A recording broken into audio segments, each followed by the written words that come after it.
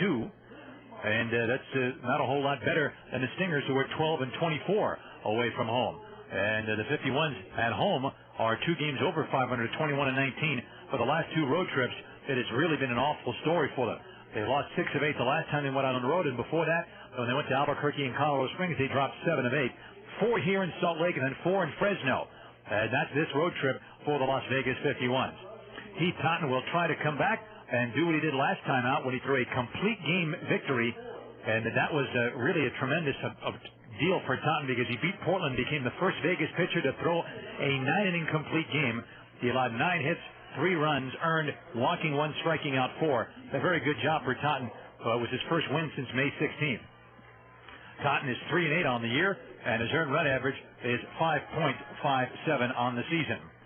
Our guest in the pregame show is Roger McDowell, the highly regarded pitching coach of the Las Vegas 51s, former big league pitcher for a number of different ball clubs. McDowell will have a kind of a state of the pitching address here, mostly centering on the starters, because the starters have been a big part of the story for the 51s of late, especially in the 4-game series against Portland, when all 4 turned in quality starts, including spot starter Tom Farmer. He went 5 innings, allowing no runs on 2 hits. Mark Johnson pitched well, so did Heath Totten, and the 51s continue to try to get good games also out of the other starters. Joel Hanrahan pitched well against Portland, not so well against Edmonton. Edwin Jackson has been kind of up and down. And to talk about that will be pitching coach Roger McDowell next, right after this. As temperatures rise, so do your chances for car trouble. Help meet the demands of summer driving by taking your General Motors vehicle to an expert, Cadillac of Las Vegas. Let Cadillac of Las Vegas give your car a seasonal checkup to make sure it's ready for virtually anything summer can dish out. Cadillac of Las Vegas is your GM Goodwrench Service Center, featuring GM-certified technicians, advanced diagnostic equipment, and genuine GM parts. So stop by your GM Goodwrench Service Center, Cadillac of Las Vegas at 2711 East Sahara in Las Vegas, and keep yourself and your car cool this summer. Hello? Hello, this is Ted from the State Lottery Commission. Congratulations, you're one of our winners. The lottery? I won the lottery? Oh, my gosh, for how much? See, that's the crazy part. It turned out we had so many winners, your share came out to exactly, $2. Yeah! Wahoo! Suddenly, $2 feels like a lot more than $2. Right now, you can get Cox Digital Cable for only $2 when you order our expanded basic service. Plus, for another $2 each, you can get the movie, sports and information, and variety tiers. Enjoy channels like Fox Sports World, the Do-It-Yourself Network, and Encore and Sundance movie channels. Not to mention over 70 entertaining channels of expanded basic. Never before have 8 quarters gone so far. To order, simply call 383-4000 today. That's 383-4000 for all the latest and best deals in home entertainment. Visit Cox.com/Las Vegas. Limited time offer. Some restrictions may apply. Call for details. Roger, the starting pitchers seem to have turned a corner here during the last homestand with a number of quality starts. What progress do you see? Well, they've actually done a very good job, as you said, probably last couple starts overall. Heath Totten especially, he's coming off that complete game effort. And, with Heath, it's kind of like he has 4 very quality pitches. And it's just a matter of him commanding those pitches in the strike zone, being aggressive early in the counts. And I guess, not only Heath, but that's pretty much, the approach that we've tried to take going into the games from a starting pitcher standpoint, because, we are on a pitch limit with these starting pitchers, as we are everybody, but the starting pitchers especially.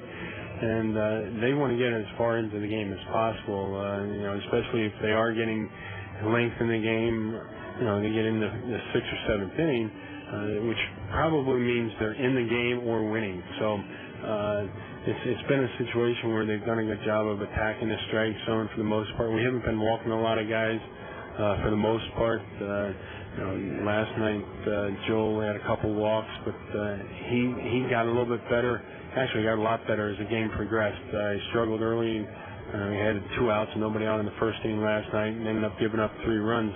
But as the outing progressed, he got a little bit stronger, a little bit more confident, and started to attack the strike zone a lot more. And I think that's, in a short paraphrase, I think that's probably what we've been doing, is that we've been attacking the strike zone, which, as you've heard me say before, that's what I like to do, is have these guys, get ahead in their counts and get hitters in at defensive standpoint where they have to hit our pitch, and they're not hitting in hitters counts, say at 2-0 or 3-1 as much.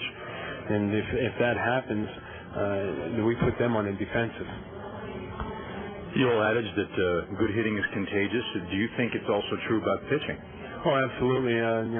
The staff that when I played and have been on in the last 2.5, 3 years that I've been coaching, it's something where it's kind of you try to prove to the last guy that you're just as capable as he is, and you don't want to be the one to let the rest of the staff down.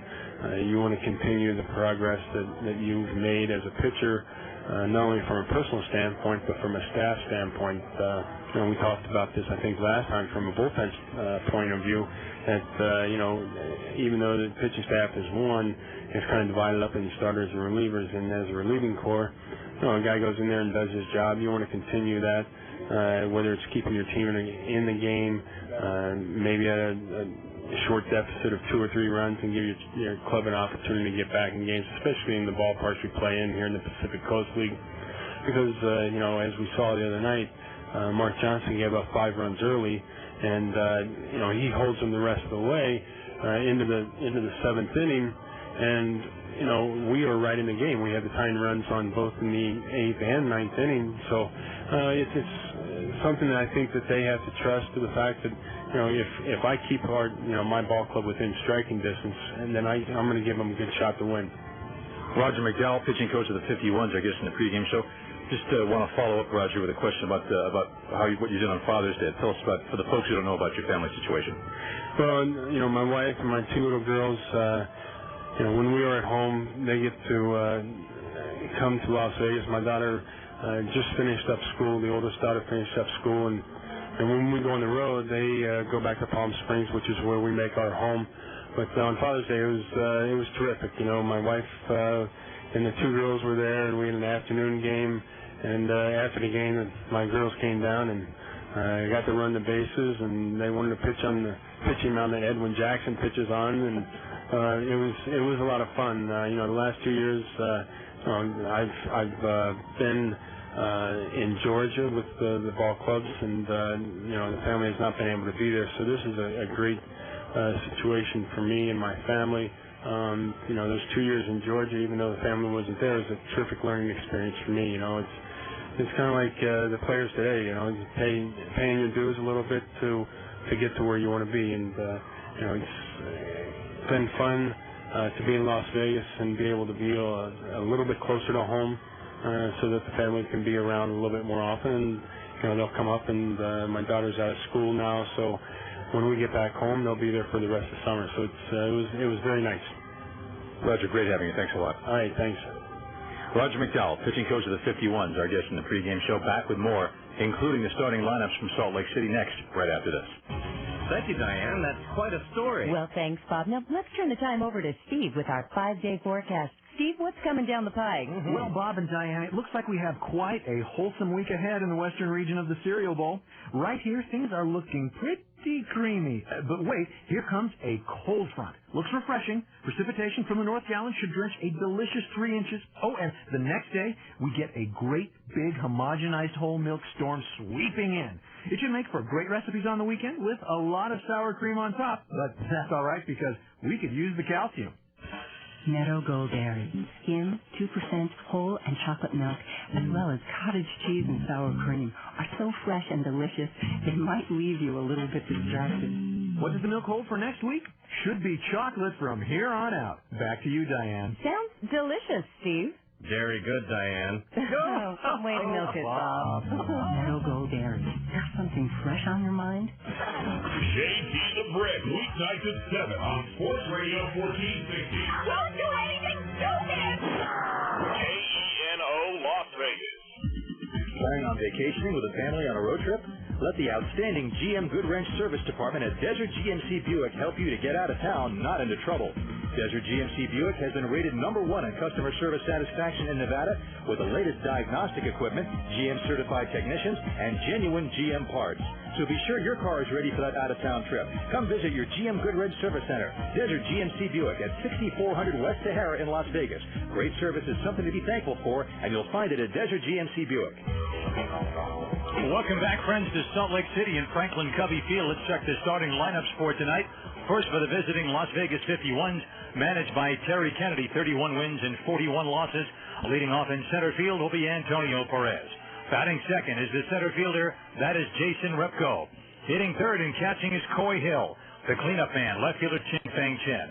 In the fifth spot, the designated hitter Luis Garcia. Batting sixth and playing first base, Brian Myro. In the seventh spot, third baseman Rick Bell. Hitting eighth and playing right field will be Nick Theodoro. And batting ninth at second base is Joe Thurston. On the mound for Las Vegas is righty Heath Totten, who is 3-8 with a 5.57 ERA. Now for the home team, Salt Lake Stingers, managed by Mike Brumley. They have 26 wins and 46 losses. The top form team of the Anaheim Angels, and they take the field right now. The Salt Lake Stingers do. Leading off at shortstop will be Casey Smith. Batting second in center field, Zach Sorensen. Hitting third, playing first base. Quite a bit of big league time this year with the parent Angels. That's Casey Kochman. In the cleanup spot, a very interesting prospect, very highly heralded Dallas McPherson. He's batting cleanup and playing third base, and this is his AAA debut tonight up from AA Arkansas. Hitting fifth in left field, Adam Riggs. In the sixth spot, the designated hitter, Curtis Pride. Hitting seventh and playing right field, Brian Gordon. Hitting eighth and catching, Tom Gregorio. And batting ninth at second base, Brian Sprecht. And here is our national anthem.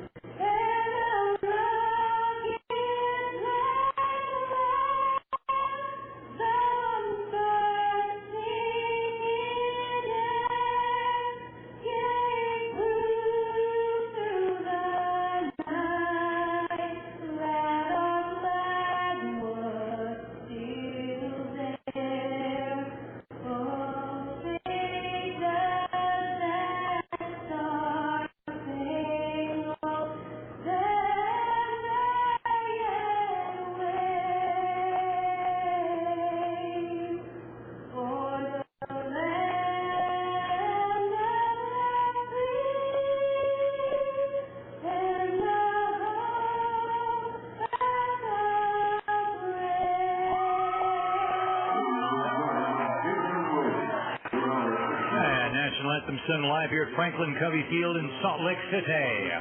It's a gorgeous night for baseball. Bright sunshine and the glorious view of the Wasatch Mountain Range here from the press box at Franklin Covey Field. It's great. There's a lot of snow on top of the mountain still. And the Las Vegas 51s and Salt Lake Stingers getting set to go. Temperatures around 80 degrees, and it should be a beautiful night for baseball right here. We'll step aside for another 1-minute timeout and return with the first pitch of tonight's game right after this. Hey, 51 fans, hurry into your local Sure Tire retailer for a wide selection of Goodyear brand tires, plus other great brands like Dunlop and Republic. And for a limited time, get a $25 credit with a $250 to $599 purchase on your new Goodyear card account. Purchase over $600 and get a $50 credit. Offer ends July 5th. But tires aren't all we do. At Sure Tire, we can take care of your automotive service needs as well. Brakes, oil changes, alignments, and more, all at discount prices.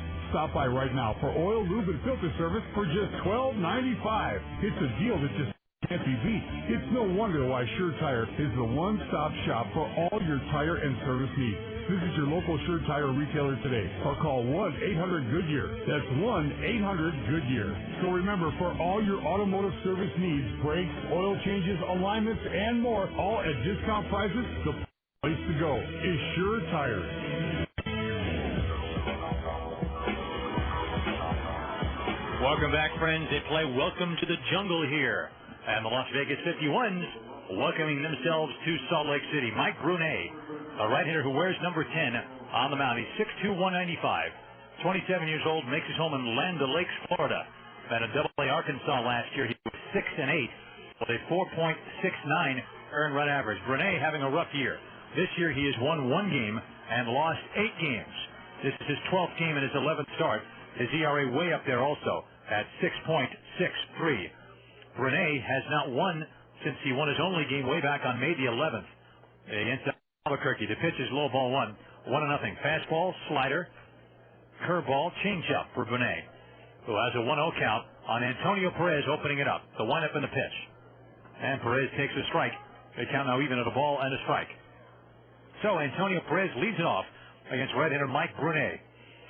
So one of the few games left in the schedule. The 51s are scheduled to be using the designated hitter. Here's the 1-1 pitch.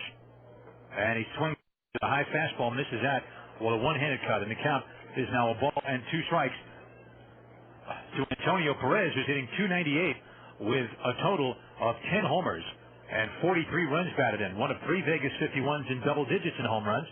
Chin Feng Chen, Luis Garcia, the others. 1-2 pitch. And bounces in the dirt, and the count is 2 balls and 2 strikes to count to Perez. So the 51s on the road. And once again, they hope that the road is kinder to them than it has been the last couple of times out. Been really rough last few times on the road. Tacoma and Edmonton last time. Albuquerque, Colorado Springs before that. Here's the 2-2 pitch. And on the outside corner, strike 3 looking. Perez is frozen by Brunet's pitch right there. 1 gone for Jason Repko. Setting Salt Lake defensively. At first base is Casey Kotzman. Second base, Brian Specht. The shortstop is Casey Smith. And at third base, Dallas McPherson. Adam Riggs in left. Zach Sorensen in center. Brian Gordon in right. And Tom Gregorio catching for Mike Brunet. He spells it like Brunette. B-R-U-N-E-T. Pronounced Brunet. The pitch is a strike on 1 to Repko. Jason Repko. Off to a good start in 12 games, about 2 weeks since he got here from Double-A, hitting an even .300. He swings and misses at the low breaking ball, and it's 0-2. Repko without a home run, he had 2 RBIs. And on the base paths, he has stolen 3 bases without being caught. They've moved him around. He's been a leadoff man. He's batting second. In this game, he's hit third before, and he's hit lower in the lineup before. Here's the 0-2 pitch. Fastball, a swing and a miss, strike 3. So Brunet off to a pretty good start. A couple of quick strikeouts. And Coy Hill coming up. The umpires, Dave Aswig behind the plate. First base ump Travis Reininger. And at third base, Cameron Keller. Brunet has gone 57 innings, allowing 75 hits. So the league has rattled him to the tune of a .321 opponent's team batting average. He's given up 6 homers, walking 28, while striking out 43 entering the game. And here is Coy Hill. 2 outs, nobody on. In the top of the first, no score. Game just got started. Brunet's pitch. Fastball on the outside corner for a strike, and it's 0-1 to Hill. Hill is 315. 8 home runs, and he's tied with Luis Garcia for the team lead in RBIs with 46 of them. 0-1 to count to Hill. Brunet rocks, and his 0-1 pitch. Fastball up and in, crowds him. It's now a ball on the strike. 1 ball and 1 strike to Coy Hill. Now, Brunet comes back with a 1-1. And he swings and misses at the pitch that was way up and away. And Hill will step out and try to regroup. Now he's behind in the count, 1 ball and 2 strikes. Brunet picked up his club-high 8th loss of the year, pitching 6 innings of the completion of a suspended game at Tacoma. Here's the pitch. And it's in the dirt rolling toward the backstop. Ball 2. 2 balls and 2 strikes.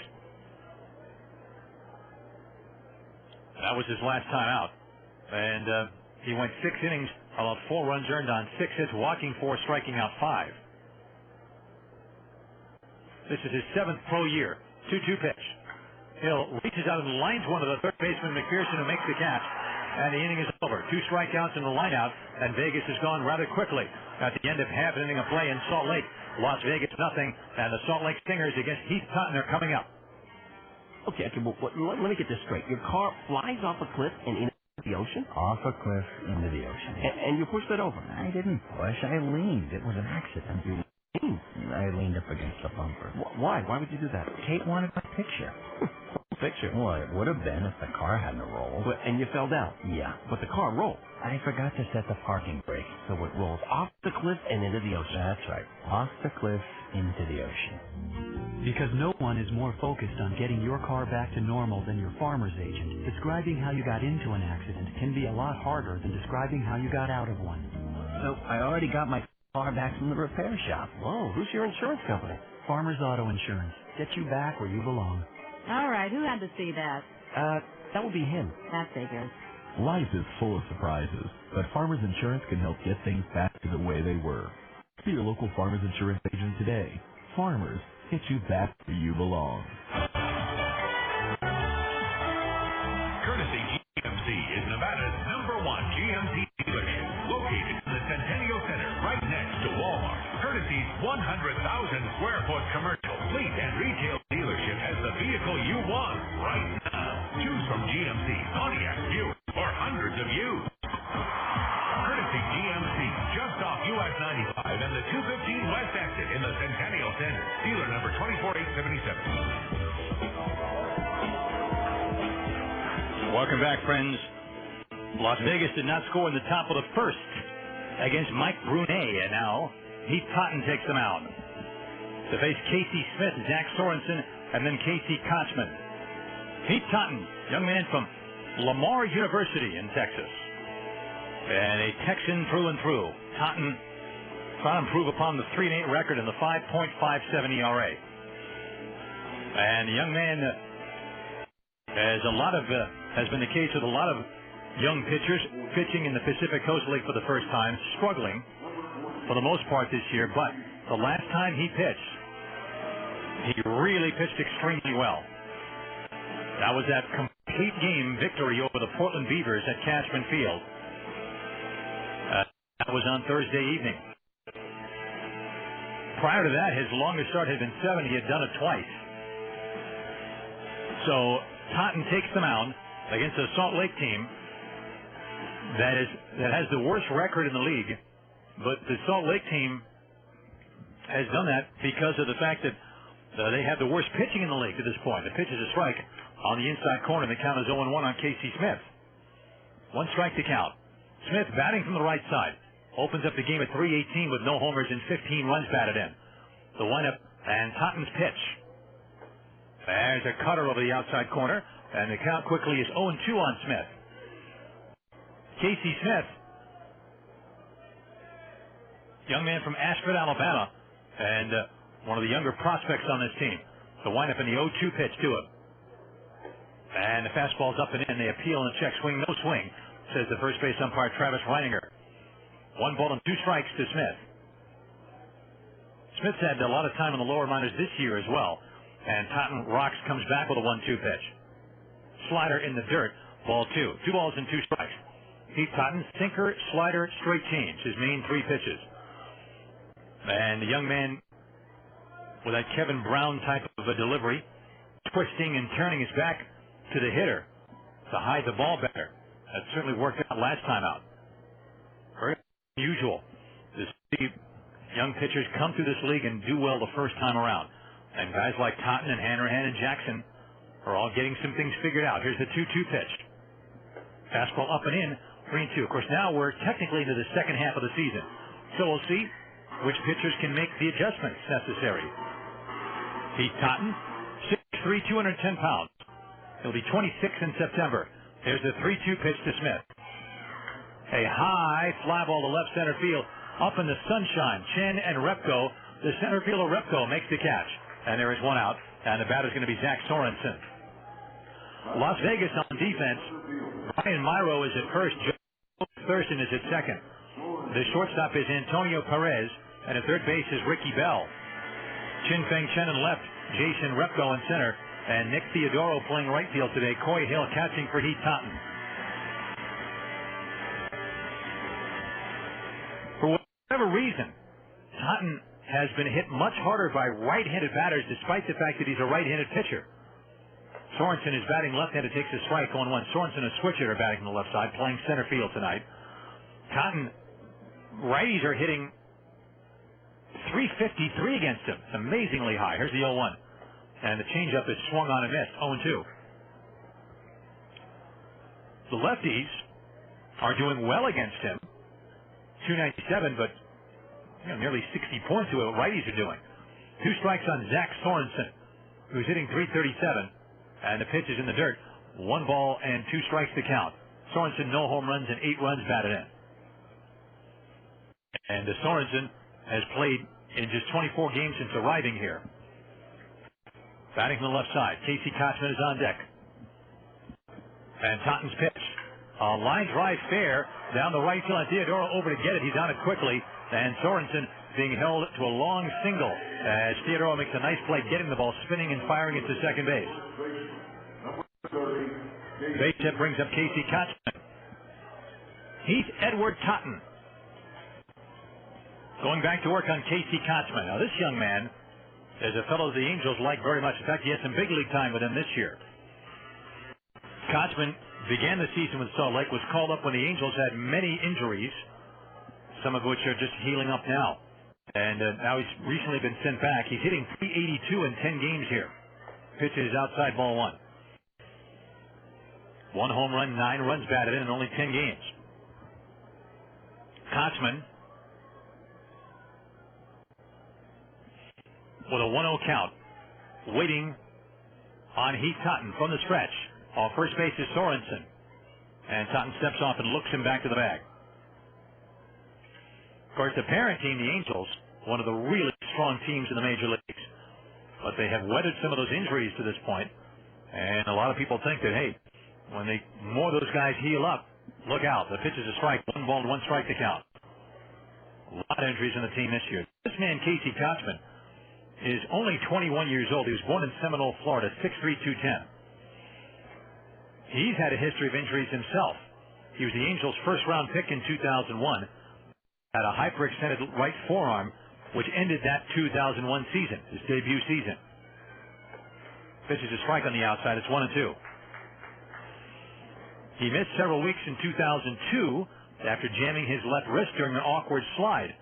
And last summer, he missed the first half with a torn hamstring, then took a pitch on the hand during the high Class A California League playoffs when he's playing for Rancho Cucamonga. 1-2 pitch.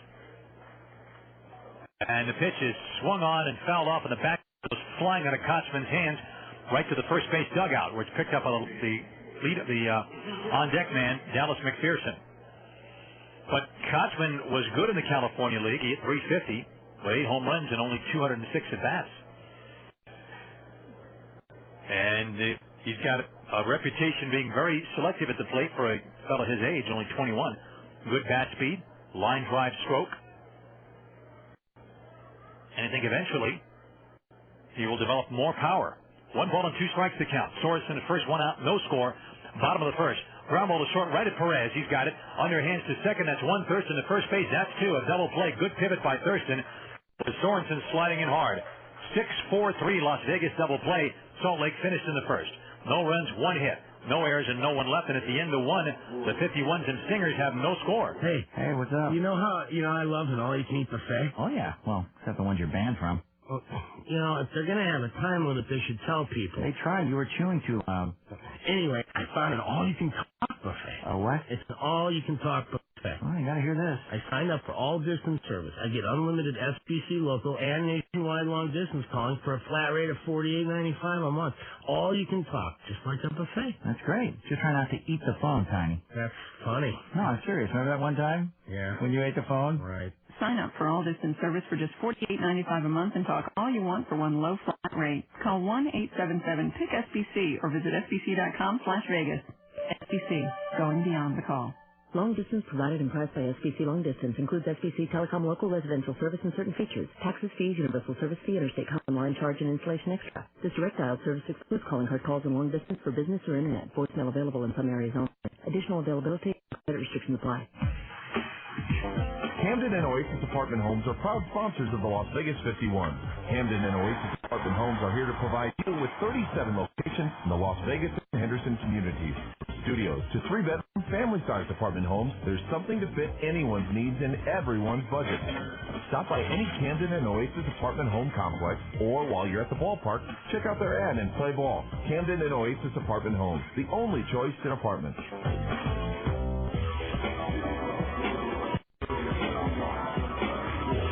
Welcome back, friends, to Salt Lake City at the end of one no score. A gorgeous night here at Franklin Covey Field in Salt Lake City.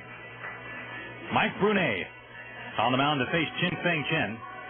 For some reason, they're serenading Chen with the song Pinball Wizard by The Who. Not quite sure what that is. Okay, top of the second. Here's Chen. Brunet recorded 2 strikeouts in the first inning, and the pitch to Chen. A hard breaking ball in there for a strike. 0-1 to Chen. Chen had a really good homestand, and he lifted his average up to 286, 14 home runs, 43 runs batted in. He's been on one of his binges lately. Here's the 0-1, and the breaking ball misses low. 1 ball and 1 strike to count. A little bit more about this pitcher, Mike Brunet. Michael Andrew Brunet, if you please.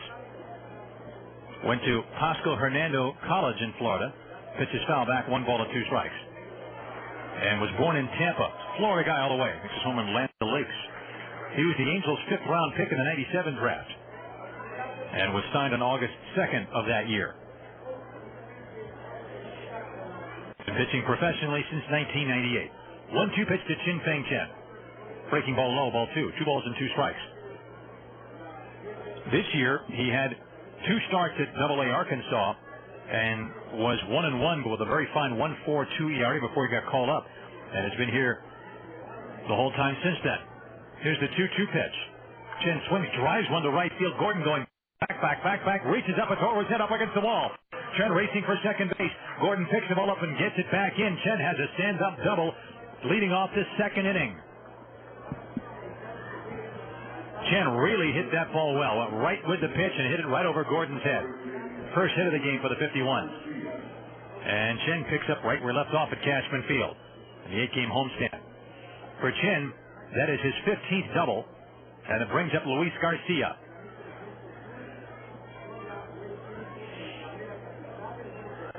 So, Garcia at the plate, and he is the designated hitter for the 51s.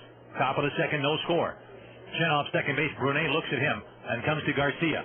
Fastball is high on the chest. Ball 1. 1 ball and no strikes to Luis Garcia out of Guadalajara, Mexico. A .297 average, 18 homers to lead the team, 46 RBIs. He's neck and neck with Coy Hill for the team lead in that category. 1-0 to Garcia. The pitch. Breaking ball foul back out of play. It hits the facing of the roof and drops back down to the box seats. 1 ball and 1 strike on Garcia with Brian Myro on deck. Brunet steadily worked his way up the ranks in his career as an Angel. He missed 2 seasons, not just 1, but 2 seasons of injury. He did not pitch at all in 2000 or 2001. 1-1 pitch to Garcia. He hits a ground ball to the third base line. A diving stop by McPherson, who gets up and throws him out. Wow, what a play by the rookie Dallas McPherson.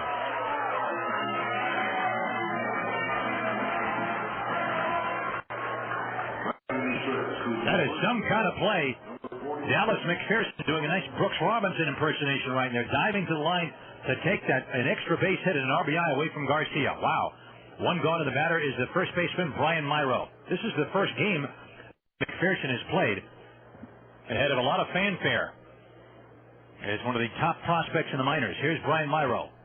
He hits a fly ball to center, hit well. Sorensen racing back. That ball's over his head, up against the wall at the 420 sign. Chen scores. Myro stops at second with an RBI double. And Vegas leads 1-0 in the top of the second. Myro hit that ball a long way. Sorensen just turned his back on the plate and ran. But the ball was well over his head. That ball went about 415 on the fly and hit the fence right near the 420 sign. So Brian Myro, who opened the game hitting just 167, gets his second extra base hit as a 51. He came in hitting 167, 3 for 18. So he now has 2 doubles, and that is his first Vegas RBI as a line drive foul to the way to the upper deck by Bell. Strike 1 to Rick Bell, who's hitting .285, 9 homers and 28 runs batted in. Bell batting 7th in this game. 0-1. Myro at second, 1 gone. We play here in the top of the second. The look by Brunet and the pitch. Bell swings and fouls him back. And he's down 2 strikes with Nick Theodoro on deck. Last year, Brunet spent his 6th professional season at AA Arkansas. After posting a 6-8 record, with the Travelers last year with a 4.69 ERA. He did give up 16 home runs, the most on the club. Though 2 pitches high, ball 1. 1 ball and 2 strikes. And this year, with this team, Brunet has given up 6 homers in 57 innings. And he has a count of 1-2 on Rick Bell. Myro at second base with 1 gone. Brunet bending at the waist, looking into what Gregorio wants. Now he straightens up, looks back at Myro, delivers the 1-2. And a breaking ball. Bell swings one-handed and fouls it back. 1-2. Nice job of fighting that good pitch off by Rick Bell. And to count 1 ball and 2 strikes.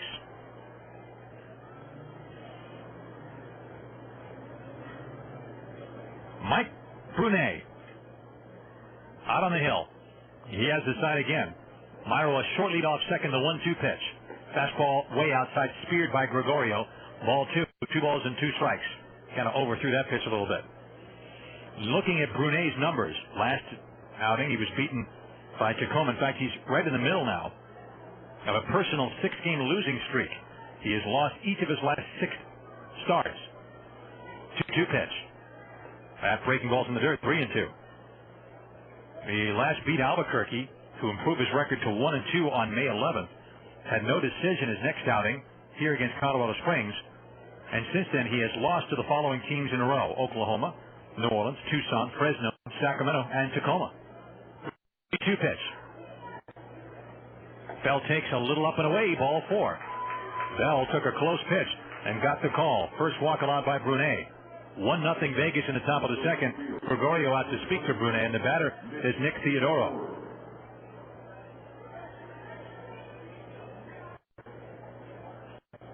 So Brunet, one thing about him, looking at his numbers here, he has kept his team in most of the games, even though he, of course, has a very unsightly mark of 1-8 in the ERA over 6.5. But with the Salt Lake offense, which is okay, not great, he has kept his team in most of the games he's pitched in. He's only had 2 starts where he's really been hit hard. He knocked out in the 3rd inning in 2 of his starts. Theodoro looks at a strike, 0-1. Theodoro hitting .303, 3 homers and 24 runs batted in. For example, start before last, here against Sacramento, he went 7 innings, gave up only 1 run earned on 3 hits, but took the loss. 0-1 on Theodoro. Myro at second, Bell at first, 1 out. And the fastball's inside near the belt buckle, driving him away from the plate. 1 ball and 1 strike. And Brunet, for whatever reason, has done much better at home. His ERA at home is less than half what it is on the road, 4.2 as opposed to 9.33 away from here. And roughly the same number of starts each play. Here's a 1-1 pitch. Breaking ball is low. It is now 2-1. The problem for Brunet, even as a right-handed pitcher, similar to Heath Cotton's problem. Despite the fact that he's a righty, righties are killing him. Righties are hitting .366 against him. Lefties, .260. I mean, it's over 100-point difference. Theodoro chases a pitch down and in for strike 2. That was a weird swing by Theodoro. The pitch was breaking down and in, and he took a swing at it just like he was swiping at something off to knock something off the surface of home plate. 2-2 to count. Theodoro is rarely that badly fooled by a pitch. Now he steps out, takes a practice swing. Myro at second, Bell at first. And there is 1 out in the top of the second. 2-2 to count on Nick Theodoro. Joe Thurston to bat next. Brunet comes set. And the 2-2 pitch. Fastball up and in near the shoulders. Full count. Brunet normally does well in the first inning, and he did well again tonight. 2 strikeouts and a line out. In the first inning, opponents hitting only .219 against him. It's after that he has trouble. In the second inning, it's .282. Third inning, .333. Then it jumps to .381 after that. 3-2 pitch. Runners go. Line drive down the left field, hooking in the corner. That is going to be a fair ball. Into the corner it goes. Riggs runs it down as Myro scores. Here comes Bell. He'll score. The throw comes back in. It's a 2-run double by Nick Theodoro. And Las Vegas now leads by a score of 3-0.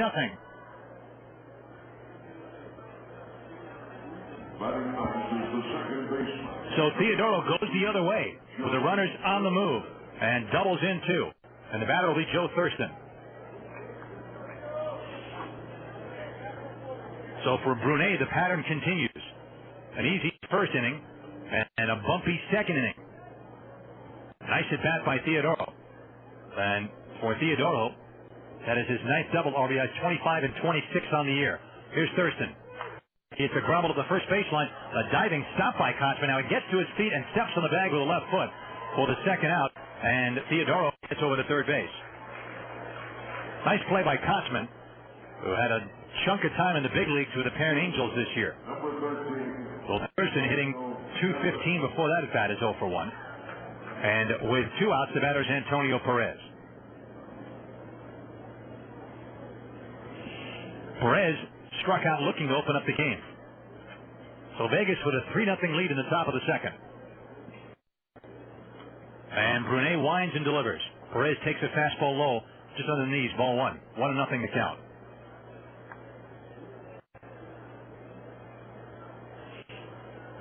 At third base is Theodoro with 2 gone in the top of the second. Brunet from a windup and comes back with a 1-0 pitch. And it's a high foul backing out of play. It is a ball and a strike to Antonio Perez. This is the 4th organization Perez has been with. Most recently Tampa Bay last year. He played at 3 levels. Seattle before that. And he had 48 games in the big league for the Devil Rays. 1 ball and 1 strike to count. Off third is Theodoro. The windup in the pitch. A ground ball into left field for a base hit. Theodoro cruises in as Riggs gets the ball and plays it back in. And Las Vegas takes a 4-0 lead in the top of the second. So a big 2-out hit by Perez. Sends home Theodoro and brings up Jason Repko. For Antonio Perez, it's RBI number 44. There are several Vegas 51s bunched up in the mid-40s in RBIs now. Chen with 43. And Garcia and Hill with 46 each. Here's Repko. He struck out swinging in the first inning. And Brunet's trying to find the magic formula to get out of the second. Go to first base and Perez back in. Perez is a definite threat to go. He has 10 steals to lead the team. Has been caught 3 times. The catcher, Gregorio, has a pretty good arm. But early in a game where the 51s already lead, they might be testing him out. Here's the stretch and the pitch. Fastball's up and in. 1-0. I mean, if Perez gets thrown out, you have Repko leading off the next inning. It's not the worst thing in the world for them. 4-0 Vegas in the top of the second. As they try to give Heat Totten as much of a cushion as they possibly can. Repko hitting out of that open stance from the right side. And the 1-0 pitch. That's a little below the knees. Ball 2. It's 2-0. So Brunet falling behind. Chen doubled. Garcia was robbed of an extra base hit by McPherson with a great play at third base to take a hit and an RBI away from him. That's a big play in this inning. Otherwise, they have at least 1 more run. Myro doubled in Chen. 2-0 pitch is a strike. Going on the play is Perez, and the throw is too late. Perez had a great jump that time. Absolutely great jump. And despite a strong throw by Gregorio, he's in there easily with his 11th steal of the year. 2-1 to count to Jason Repko. After Myro doubled in Chen, Bell walked on a close 3-2 pitch. And Theodoro, with the runners moving on a 3-2 pitch, doubled in Myro and Bell. Thurston grounded out. Perez singled in Theodoro, and he's now stolen second. The pitch in the dirt. Nice save by Gregorio. Ball 3. It's 3-1. So Brunet continues now to labor through the second inning after breezing through the first. 3-1 to count. Jason Repko waiting patiently on the 3-1. As a high drive to deep left field, Riggs has to go back. He reaches up, and Riggs is able to make the catch and then bumps into the wall. Well, the ball went up in the air. He appeared to have trouble seeing it, but then he faded back to the warning track, hit the fence, and bumped into an ice cream sign out there at the wall. Repko just missed his first AAA home run. That finishes the inning. It's a nice inning for Vegas. They collect 4 runs in the inning on 4 hits, 3 of them doubles. No errors and 1 left, and at the end of 1.5 to score. Las Vegas 4 and the Salt Lake Stingers nothing. Call 383-0383 to place your Artisan classified ads, where you can buy and sell most anything through the Artisan classified ads. Well, now there's TVs, bicycles, and stereo too. So handy to see from the classifieds are here for you. Call 383-0383.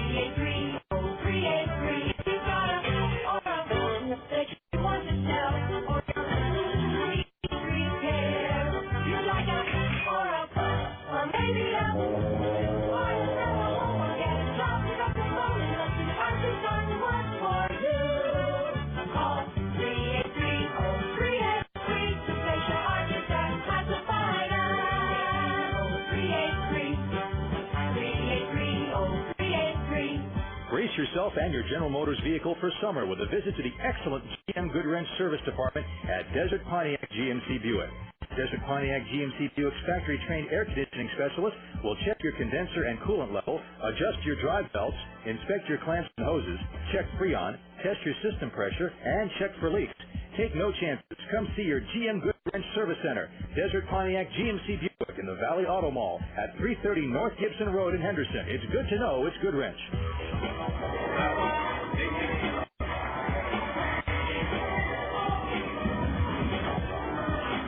Welcome back, friends. We're here at Salt Lake City. Las Vegas just struck for 4 in the top of the second against Mike Brunet. And so Heath Totten now has a little cushion. And it'll be Dallas McPherson opening it up. Boy, the Angels love this young man. He was having a big season at AA Arkansas, and this is his first AAA game.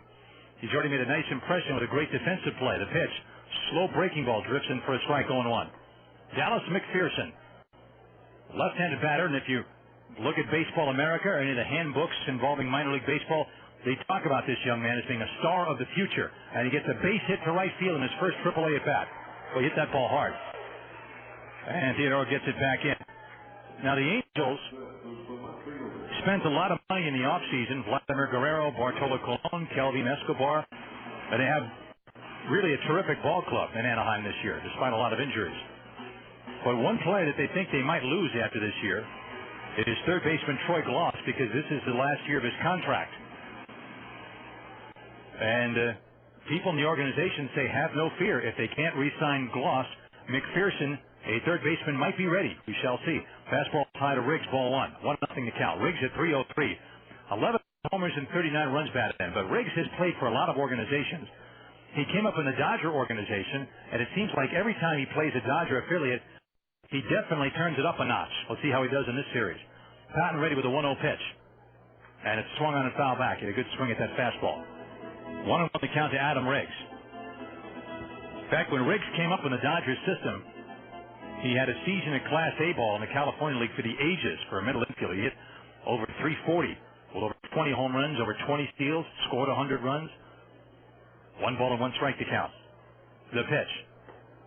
Strike go to first base by Hill, and diving back in safely is McPherson. 1-2 to count. 4-0 Vegas in the bottom of the second. Riggs up with Curtis Pride on deck.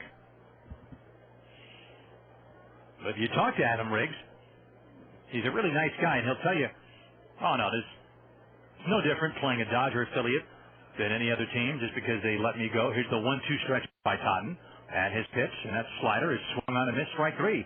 And so there's the first strikeout for Heath Totten. 1 gone, and the batter's Curtis Pride.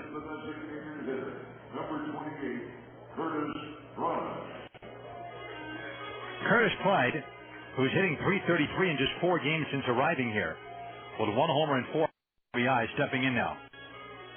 Pride, a left-handed hitting DH.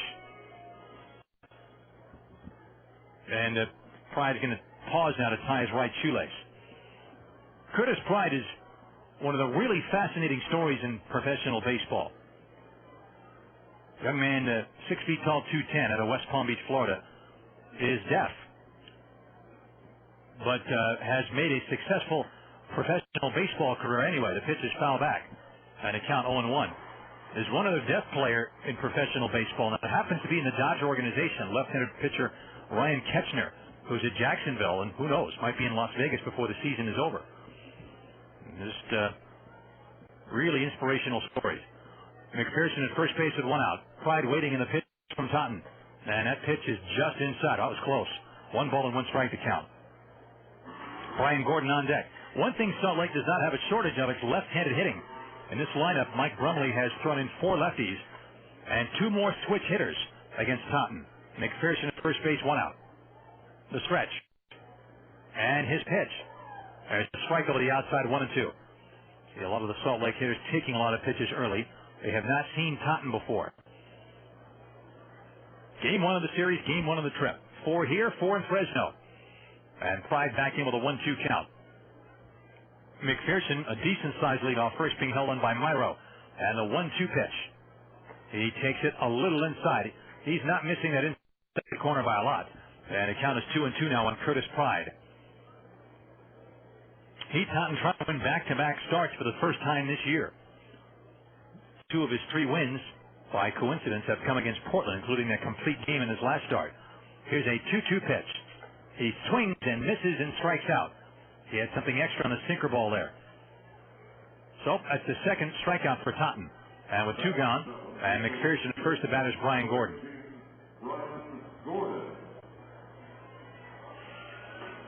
Brian Gordon, left-handed hitting right fielder coming up now. Gordon, if the name is familiar, he spent most of last year in this league at Tucson with the Diamondbacks, where he hit .265 and with 13 home runs and 70 RBIs. And he's doing well this year. A .289 average for Salt Lake, 13 homers, 44 RBIs. Gordon takes outside ball 1. Gordon swinging that two-tone bat he likes to use. Dark brown near the barrel and kind of a ash-colored down near the handle. Vegas 4, Salt Lake nothing. In the bottom of the second, the 1-0 pitch.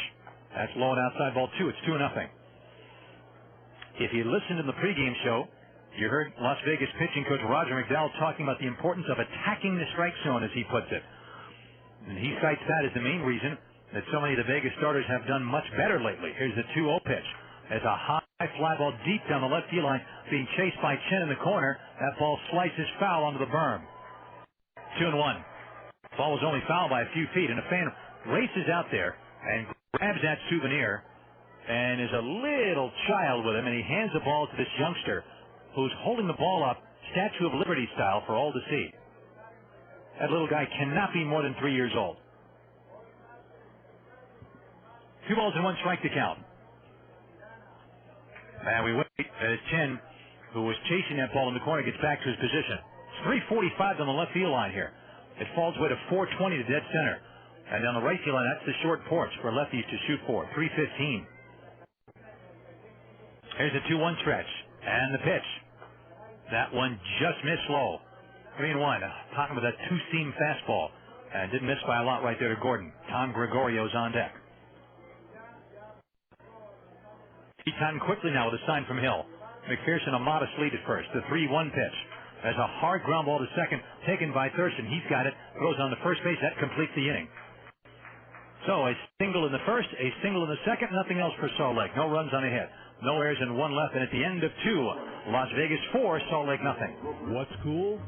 Strutting into a downtown Las Vegas classic like you own the joint. Hitting a casino for some gambling, like it used to be. At the tables, on the machines, in the sports book, with better odds, with better limits. Having a meal that'd make the chefs at some of these new foo-foo joints on the strip question their own culinary credentials. Hanging with your friends before catching a headliner in the showroom. And the whole time, getting treated with the kind of service that snatched the AAA 4 Diamond Award for 27 consecutive years. You locals know what I'm talking about. Golden Nugget, Las Vegas. It's been the jewel of downtown since 1946. And with the Nuggets' brand new owners comes a classic attitude. And yeah, that's cool. Golden Nugget, Las Vegas. That's downtown Las Vegas. Come in. Like the boys with the 51s know, you better come to play. Get more at GoldenNugget.com. Today we're talking with some longtime family members of American Family Insurance. I stuck with American Family because I always treated right. Very good company. No kidding. If we didn't love them as much as we do, we wouldn't be with them. Well, you guys know the American Family jingle, don't you? American Family Insurance. All your protection under one roof. American Family Insurance. See the yellow pages or visit amfam.com for the American Family agent nearest you.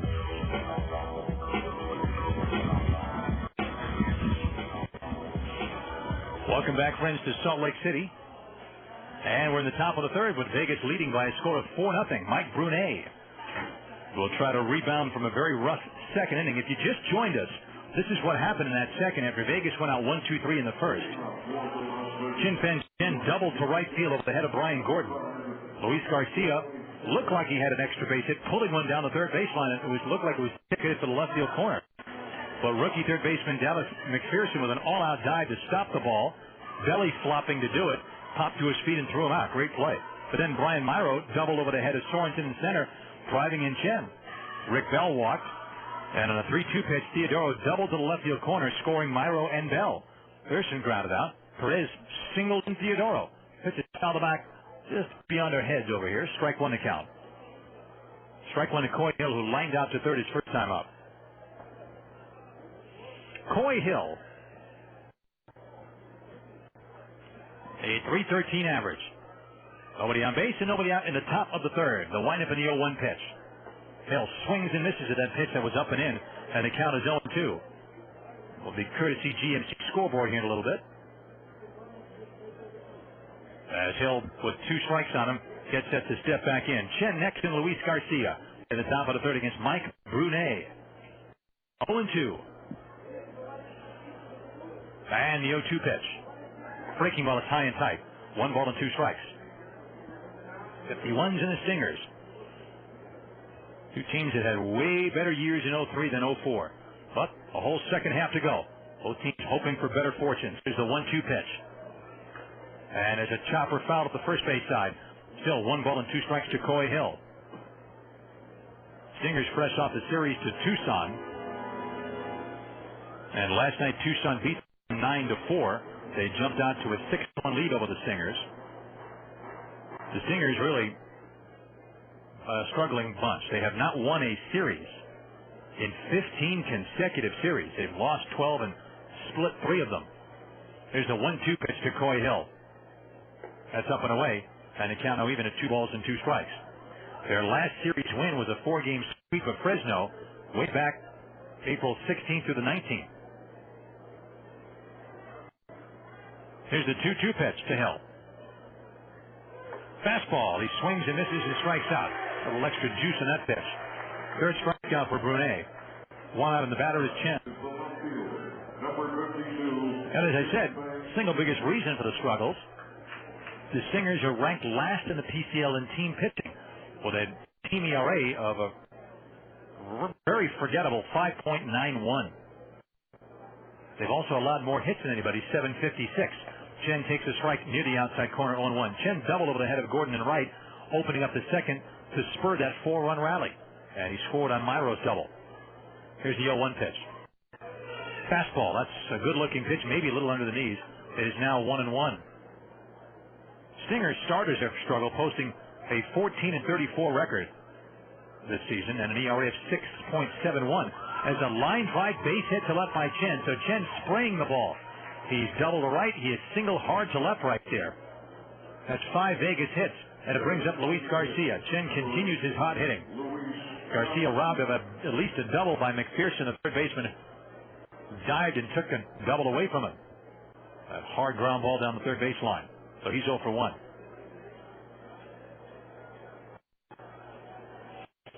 Salt Lake staff has recorded a league low 8 saves this season. The Stingers do not have a complete game as a staff. Here's the pitch to Garcia. He takes on a little low ball, an off-speed pitch. Stinger starters, in fact, have pitched 7 innings or more only 9 times in 72 games. So it's 1 out of 8 games. You're just going to wear your bullpen out doing that. There's the 1-0 pitch to Garcia. And the pitch is a strike near the outside corner. It is 1-1.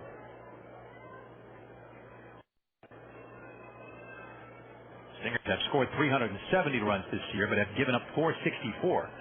A run differential of -95. That will never do. 1 ball and 1 strike to count to Garcia.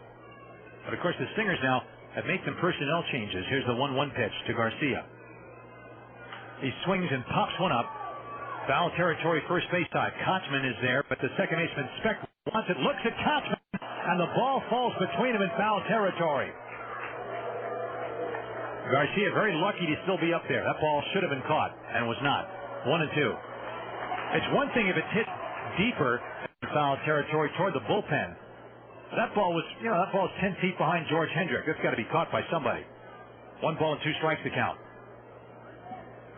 Kochman appeared to be there, and he looked at Speck. Speck looked at Kochman. The ball plopped right between them, about 10 feet in the foul ground. 1-2. Garcia with new life. Waiting. And a throw to first base, driving Chen back. To make room for Dallas McPherson, the Stingers released outfielder Derek Gibson, if the name rings a bell, former slugger with Colorado Springs years ago. He was given his unconditional release. Here's a 1-2 to Garcia.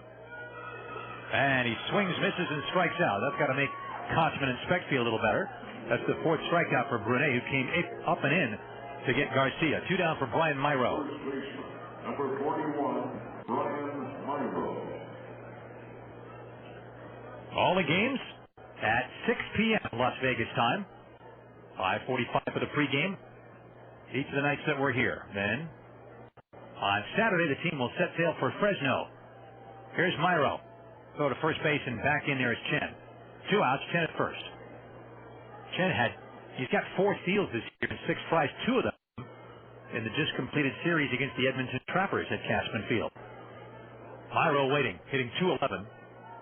No homers. He just got his first Vegas RBI since coming over from Columbus. He swings and fouls it back, strike 1, 0-1. Last year, these two teams tangled 16 times, and Vegas won 9 of those games. In Salt Lake here, the Stingers won 5 of 8, and Vegas, that's where the 51s dominated last year. They beat the Stingers 6 out of 8. 0-1. Myro waits the pitch. Fastball low and inside, ball 1. The count now even at 1 ball and 1 strike. All time, Salt Lake has done very well against the Vegas franchise, 83 and 59. 1 ball and 1 strike. Chen at first base, 2 gone. In the top of the third, Vegas with an early 4-0 advantage. Myro waiting on Brunet, and now out of a stretch, the right-hander delivers the 1-1 pitch. Fastball inside and low, ball 2. It's 2-1. Rick Bell would be next. Brian Myro out of Fort Worth, Texas. First baseman, playing first base in this game, but he's played some outfield, played a little bit of outfield in the Yankee organization, and a few games left so far for the 51. Much more comfortable at first base. He swings and chops one foul up the third baseline, a couple of feet, strike 2. 2 balls and 2 strikes to count. Tomorrow, the second game of the series, it'll be Edwin Jackson, opposed by Jason Middlebrook. That's a good matchup. Thursday, Chris Buchek will pitch for Salt Lake against Brian Falkenberg. And the finale on Friday, Mark Johnson against left-hander Jake Woods. 2-2 to Myro. Brunet set. Chen off first to pitch. There's a high drive to left center field, racing over his Riggs. Riggs reaches, can't get it. That's up against the fence. Chen being waved in by Kennedy. Here he comes. He's going to score on a double by Myro, who is 2 for 2 with 2 doubles. Las Vegas leads 5-0.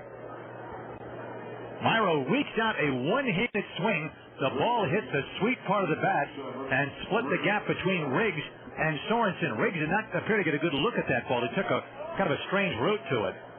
But that ball was well back there, bounced, took its first bounce about 3 or 4 feet before the warning track and got to the fence quickly. So Myro, not off to the greatest start for the 51s at Cashman. Now 2 for 2 with 2 RBI doubles. Here's Rick Bell. He swings, hits a line drive, caught by a leaping Casey Kotsman at first base. Otherwise, that's a base hit and maybe an RBI. Bell, who walked and scored his first time up, is robbed of a jumping catch by Kotsman at first base.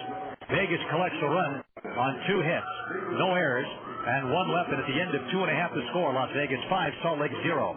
I'm Linda Cohn, Sports Center anchor and ESPN Zone's quality control inspector. That's right, ESPN Zone undergoes my rigorous 16-point inspection process, making it a place where fans come in week after week, game after game. There's the Linda Cohn taste test, where our famous American grill is tasted by yours truly.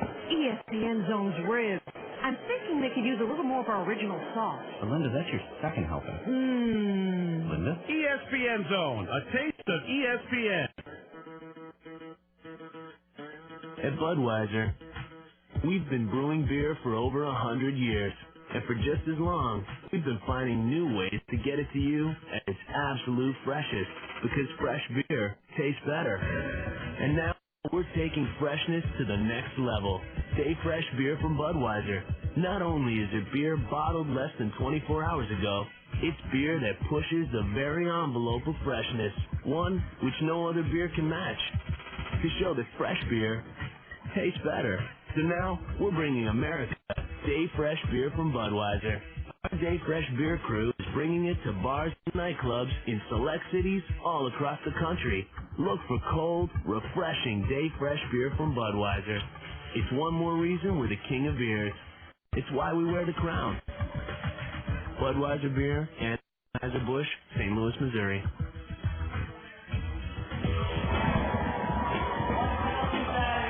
Hello again, friends. Back here in Salt Lake City we are. And the Salt Lake Stingers playing host to the 51s in Game 1. There's the guest PA announcer here looking into the PA booth. Young child there just and trying to announce this batter, Tom Gregorio, with a... Next batter, number 15, Tom Gregorio. You know what, though? In 10 years, he'll have my job. The pitch is a strike to Gregorio, hitting .208 with 4 homers and 23 runs batted in. The 0-1 pitch. And the native New Yorker takes outside and low, 1-1. Tom Gregorio, 6'2", 200 pounds. 27 years old, makes his home in Staten Island. 1-1. And Heath Totten delivering the 1-1 pitch. Sinker's low ball 2. 2 balls and a strike. Gregorio batting 8th. Second baseman Brian Specht is next. Then Casey Smith. 5-0 Vegas. They've collected 6 hits, and they've been after Mike Brunet hard early in this game. Totten, meanwhile, has given up 2 singles in 2 innings. Here's the pitch. Sinker for a strike on the outside. 2-2 to Gregorio.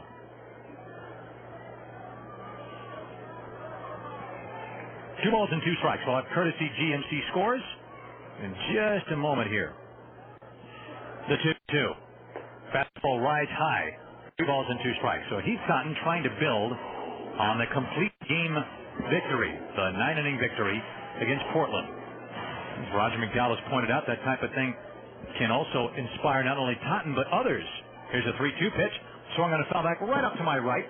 It'll bounce back down to the box seats below. And a fellow, it looks like a Mariners cap, spills about a third of his beer trying to reach over and grab that one. Beer in Salt Lake? Yeah. 3 balls and 2 strikes. A full count to Tom Gregorio batting to the right side. Totten wheels, kicks, fires. And is a high fly foul to the right that fades back over the roof. Still 3-2. Tom Gregorio with a 3-2 count. Ready to step back in again.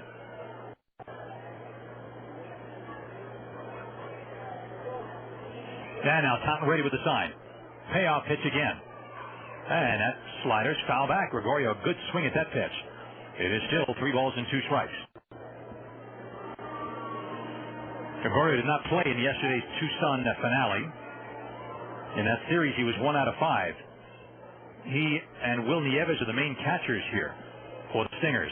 Another 3-2 from Totten to Gregorio. And he swings and fouls that one back. So it's 4 foul balls with a 3-2 count.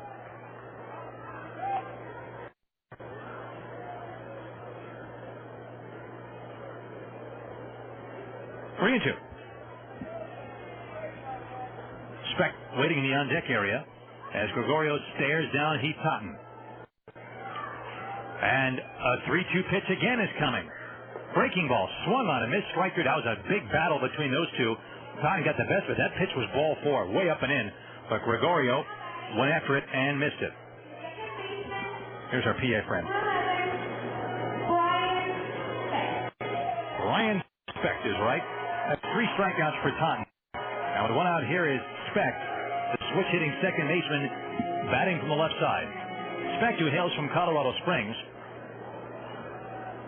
is hitting .229 with 2 homers, 11 runs batted in, and takes a pitch just above the belt ball 1. 8th inning in Baltimore. Yankees 10, Baltimore 4. The Yankees can try to continue to beat the Orioles as they've been beating them continuously since the beginning of the season. Pitch is off to the left, out of play. 1 ball and 1 strike to count. Alex Rodriguez has homered twice in that game in Baltimore. Derek Jeter's hit 1. Miguel Tejadas hit 1 for the Orioles. Tom Gordon pitching a relief now for the Yankees. Meanwhile, Boston beat Minnesota 9-2. Schilling is 9th win over Loesch. Ramirez and Garcia Parra with home runs. Garcia Parra's first of the year. High fly ball to left center, hit well. Repko and Chen giving chase. Repko wants it, calls off Chen and makes the catch in deep left center. 2 outs. Batter is Casey Smith. David Ortiz hit his 16th for the Red Sox. For Ramirez, that was number 19. Tampa Bay beat Toronto by a score of 5-1 as the Devil Rays keep on rolling with another win. Travis Harper got the win in that ball game. Casey Smith flied out to center his first time up. So the right-handed hitting shortstop is 0 for 1, hitting .315. Totten's pitch. Fastball a little high, ball 1. Pat Henkin took the loss. Lugo and Crawford homered for Tampa Bay. Carl Crawford. And Clark hit one for Toronto. 5th inning, White Sox 10, Cleveland 6. Frank Thomas a home run. Belliard has gone deep for Cleveland. There's a strike, 1-1. 7th inning, Texas 9, Seattle 2. Olerud has hit one for Seattle. Rod Barajas, number 10 for Texas. In the 6th, Kansas City 3, Detroit 1. One pitch, a chopper wide to third base. It bounces into left field, base hit between Perez and Bell. Chopper to left by Smith puts him on. It's the third hit off Totten, who has allowed a single in each of the first 3 innings. And the batter, Zach Sorensen, is 1 for 1. Carlos Beltran, the subject of many, many trade rumors, has hit a home run for Kansas City. Beltran, an immensely talented player, likely to be traded very soon. That's what they tell us.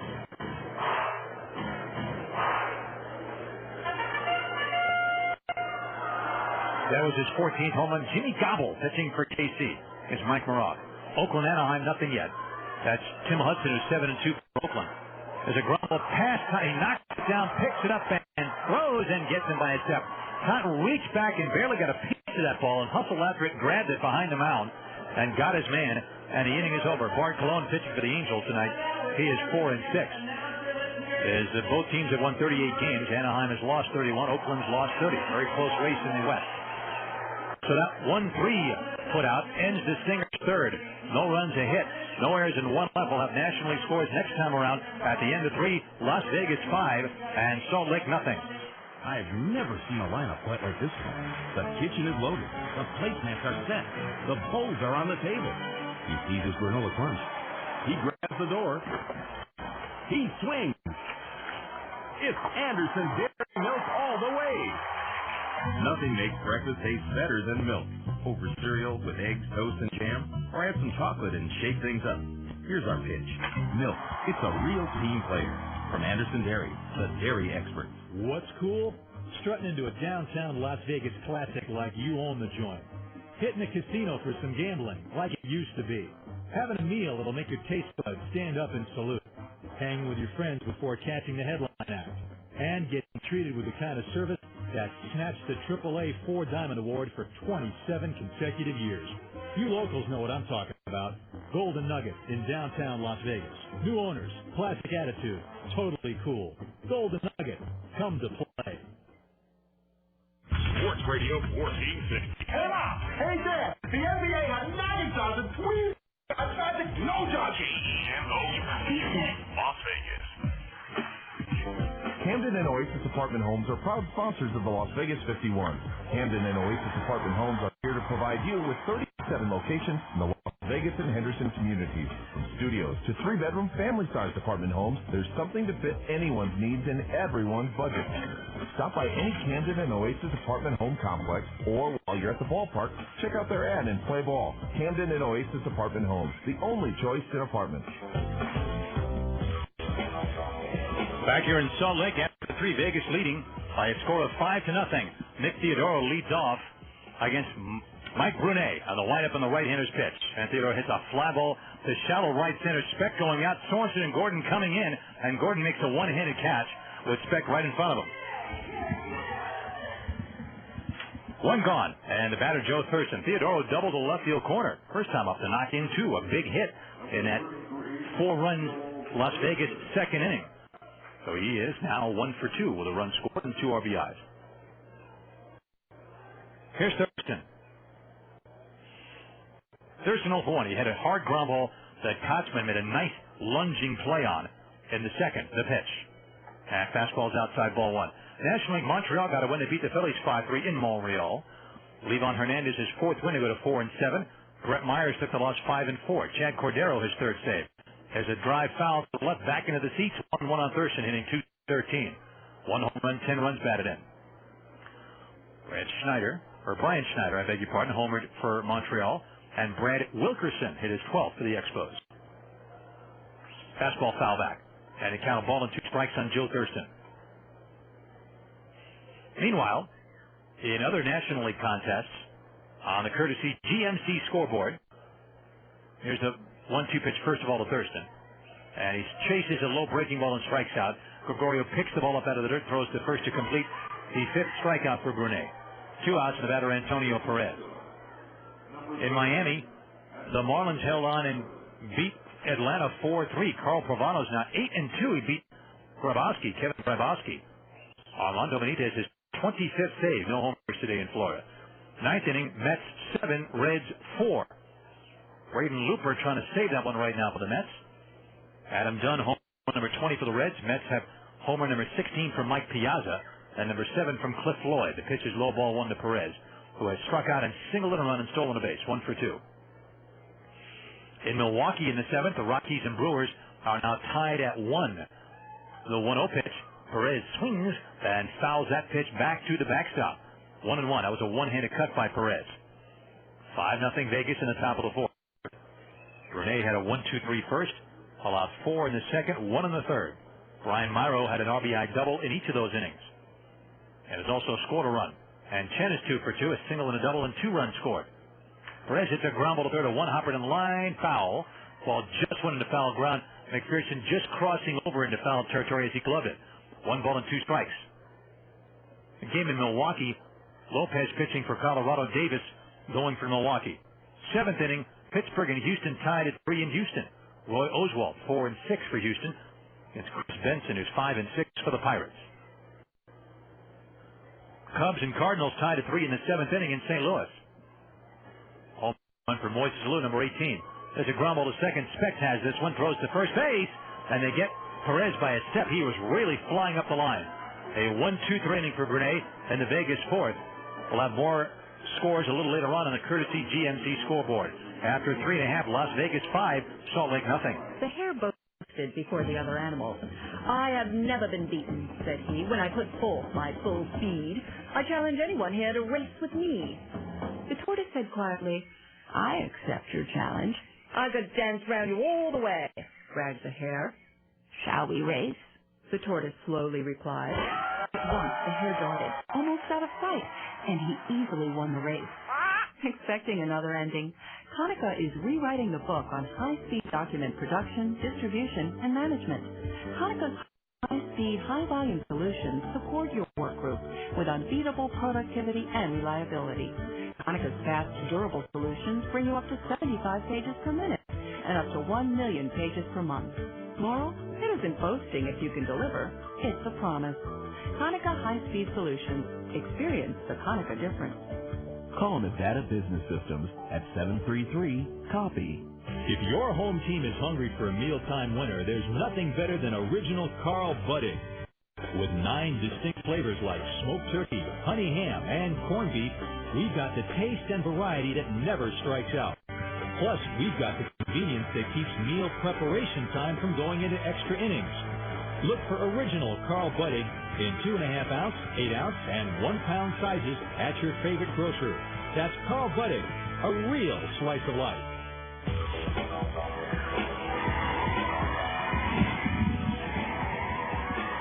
Welcome back, friends.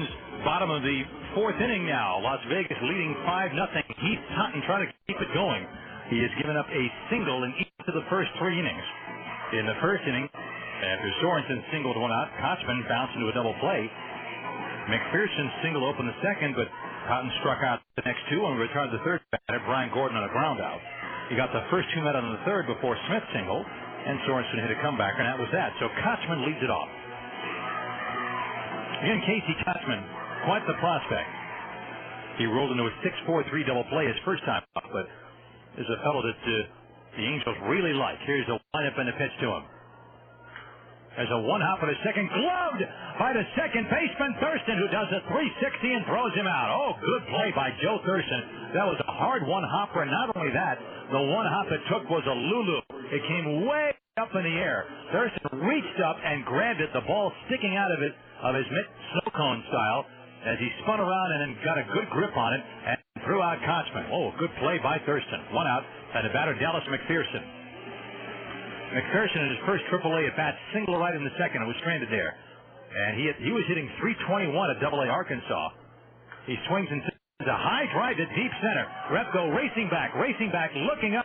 That ball is out of here. A home run to dead center field by Dallas McPherson, who had 20 home runs in the Texas League. That ball was pounded out of here. And it's 5-1 Vegas in the bottom of the fourth inning.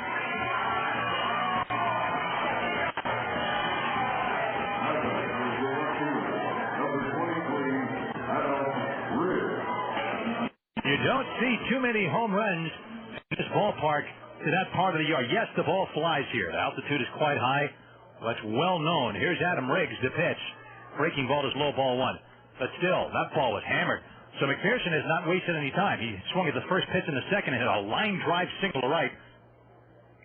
That ball there was hit at least 435, 440 feet. Pitch is swung on and foul back. 1-1. Well, McPherson swings so early in the count, you can't even get his numbers out. 321 average at Arkansas, 20 homers, 69 RBIs in 68 games. A Carlos Delgadian pace. Here's the 1-1 pitch to Adam Riggs.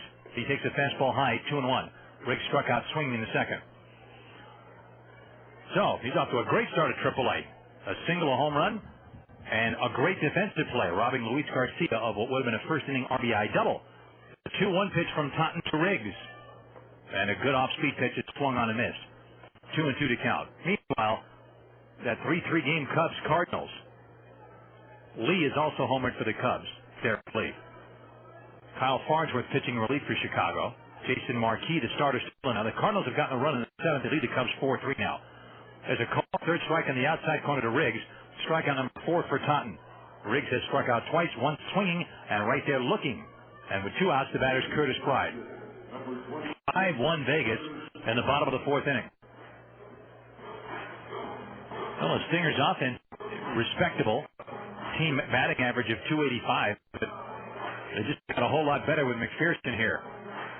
He and Kotzman and Riggs, that's a pretty good 3 in the middle of the order. Here's Pride, who struck out swinging in the second. The pitch.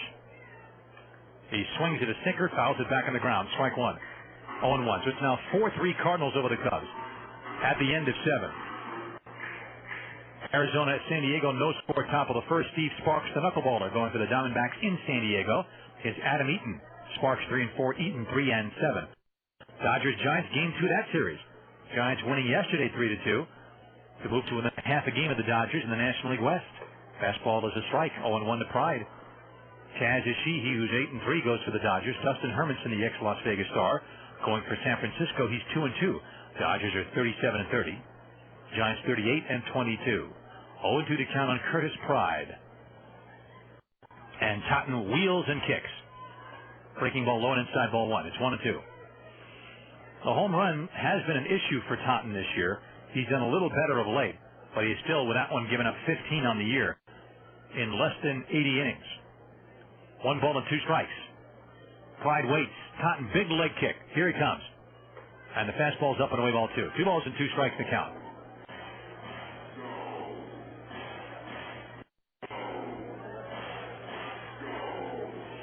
Two balls and 2 strikes to Curtis Pride. Totten checks with Hill. Now back he comes 2-2. There's a ground ball to short. Right there's Perez. He gobbles this one up. Zeroes in on Myro and throws out Pride, and the inning is over. 1 run and a long home run to dead center by McPherson. 1 hit, no errors, and no one left. And at the end of 4, Las Vegas 5, Salt Lake 1. And we're back to the Senate Judiciary Committee investigation. If you please, sir, do you or do you not freshly recall the incident in question? We know that cereal was smothered, and there was evidence of cooking, Duncan. Here's a smooth, delicious question, General. I find it baffling, sir, that you've of all people, don't recognize the calcium of the situation here. There's no half and half about it. I demand $1 for sour cream. What cottage cheese is nutritious for you? It is in the interest of this assembly that you are forthcoming with the skim and the whole and the chocolate. Meadow Gold Dairy. Skim, 2% whole and chocolate milk, as well as cottage cheese and sour cream, are so fresh and delicious they might leave you a little bit distracted. Furthermore, we will not be satisfied until we get to the bottom of this gallon. What say you, sir? On the advice of my attorney, I would like to take a sip. Meadow Gold Dairy. Got something fresh on your mind? Today we're with some relatively new members of the American Family Insurance family. So, what do you like about your American Family agent, Molly? He's a very, very nice guy, and he treats our family like friends. And you? Everybody's real friendly, and always just, hi, how are you? Hey, anyone know the American Family jingle? American Family Insurance. All your protection under one roof. American Family Insurance. See the yellow pages or visit amfam.com for the American Family agent nearest you.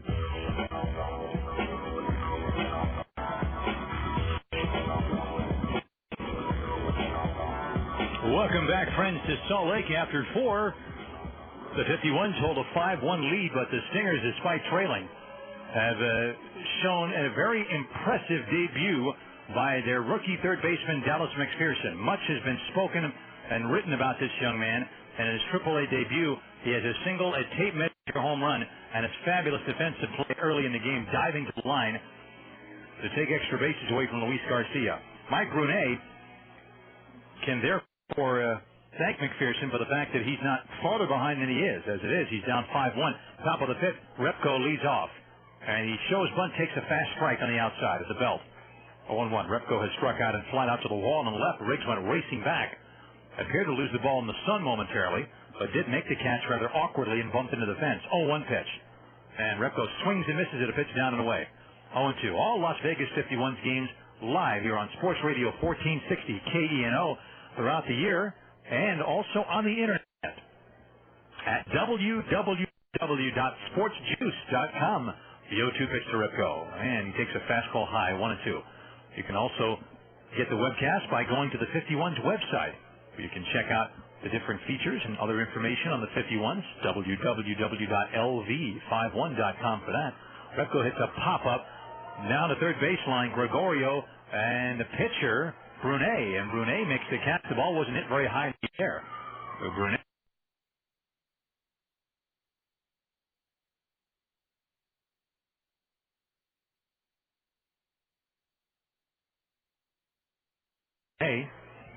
does the unusual, pitcher catching a pop-up on a full swing. One gone, Repko 0 for 3. And the batter, Coy Hill, who's 0 for 2. He is lined out to third and struck out. Talked about the Dodgers and Giants getting together. Giants have been so hot at home, it's amazing. And they continue their 4-game series with the Dodgers tonight, trying to keep it going. Fastballs low to Hill, ball 1. The Giants have won 12 of their last 13 games at home to improve it to 21-15 at Pac-Bell this year. They've won 3 in a row, half a game back at the Dodgers. Here's the 1-0 to Hill. He swings and misses at the changeup. It's 1-1. Yesterday, the Giants improved to 11-4 in its last 15 games with the 3-2 win. Cody Ransom has spent a lot of time in Fresno. 2-out RBI single off Guillermo Mota in the ninth. There's a foul ball back, and the count is a ball and 2 strikes. Milton Bradley and Jason Worth had run-scoring hits. The Dodgers lost for just the second time in 7 games.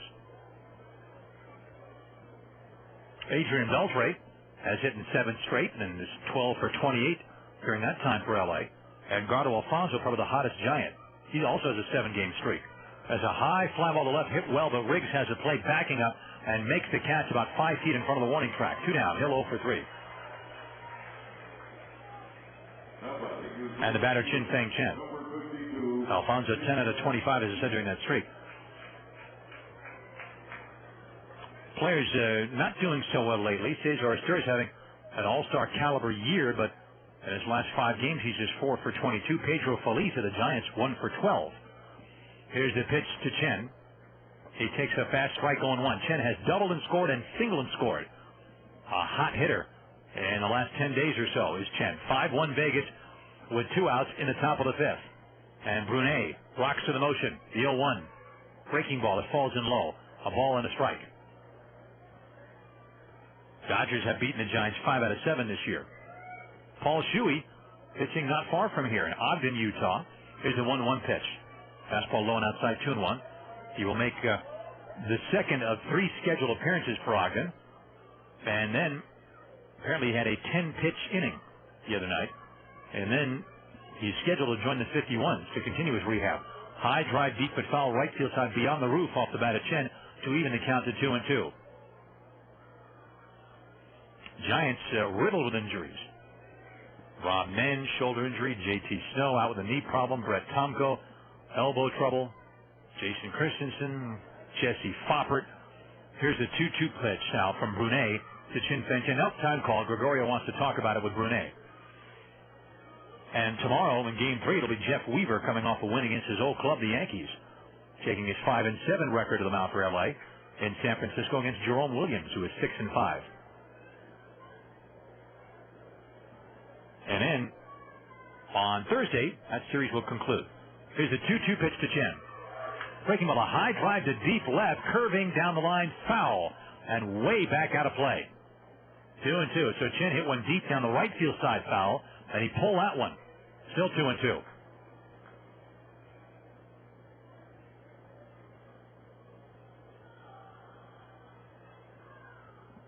Two balls and 2 strikes.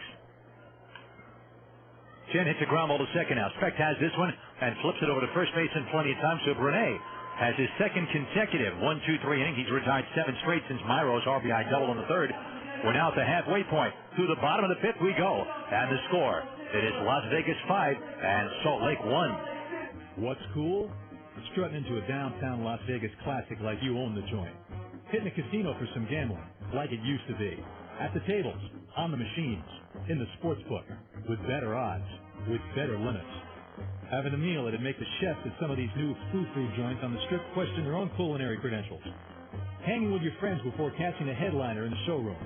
And the whole time, getting treated with the kind of service that snatched the AAA 4 Diamond Award for 27 consecutive years. You locals know what I'm talking about. Golden Nugget, Las Vegas. It's been the jewel of downtown since 1946. And with the Nuggets' brand new owners comes a classic attitude. And yeah, that's cool. Golden Nugget, Las Vegas. That's downtown Las Vegas. Come in, and like the boys with the 51s know, you better come to play. Get more at goldennugget.com.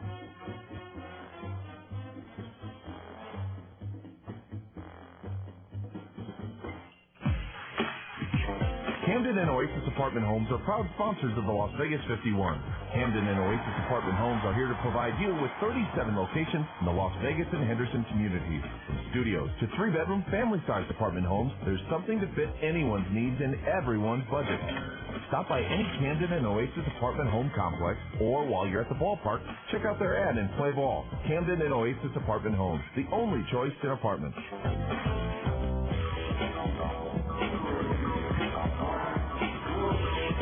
Last of the 5th inning, Brian Gordon will lead things off with the Stingers against Heath Totten. So the 51's trying to turn a corner as far as the starting rotation is concerned. Totten coming off that complete game victory over Portland, and it pitched decently in the start prior to that. And has pitched well so far in this game. 4 innings, 1 run on 4 hits. A home run by the very talented rookie, Dallas McPherson. Here's Gordon 0 for 1. Left-handed hitting outfielder. And the pitch is a breaking ball outside ball 1. Gordon grounded out to second his first time up. Tom Gregorio next, and Brian Specht, the bottom 3 in the Salt Lake order. Nobody on base and nobody out. Totten's 1-0 pitch is on the way to Gordon. Slow breaking ball, swung on and missed, 1-1. Nice pitch right there. Dipping down near the shoe tops of Brian Gordon.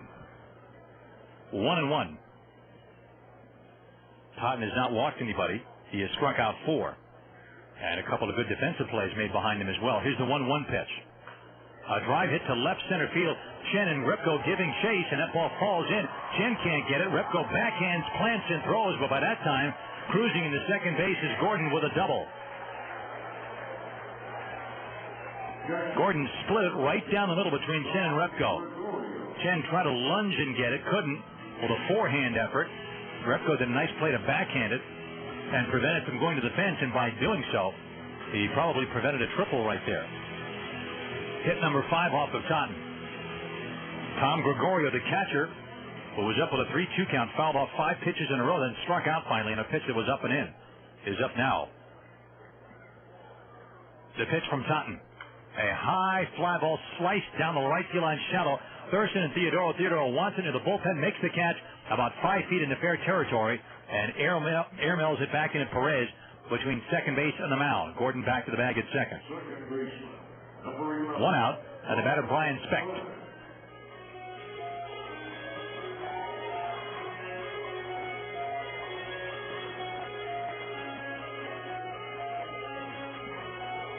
So Specht, who flat out to deep center, ball caught by Repko, steps in now. Specht, who hails from Colorado Springs, good year last year at Double-A, climbing in the box now.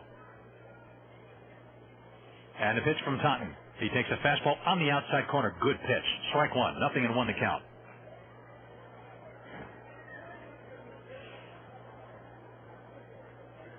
Specht trying to pick Gordon up from second base. 1 out in the bottom of the 5th. Totten delivers. As a drive to deep center, Repko racing back. He won't get it. Over his head, up against the wall. Repko plays to Karam as Gordon comes around to score. It's a double by Specht, and it's now 5-2 Las Vegas in the bottom half of the 5th inning.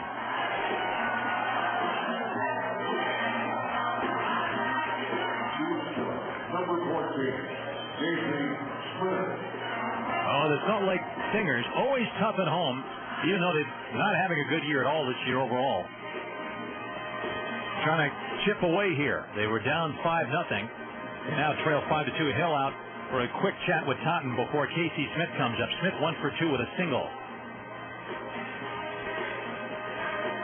But now Totten turns his attention to Casey Smith. Smith chopped a single to left in the 3rd, and he takes a strike going 1. So Specht will not run scoring double at second base with 1 out. Each team has 6 hits now at this point. Anaheim Angels. Here's the pitch. There's a high chopper back of the charging is Thurston. He bare hands and throws him out. Good play by Joe Thurston as he had to bare hand that ball on the dead run, charging hard toward the mound. And Casey Smith, the leadoff man, runs well, is thrown out by a step. Another good play by Joe Thurston. 2 outs. On the play, Specht takes 3rd.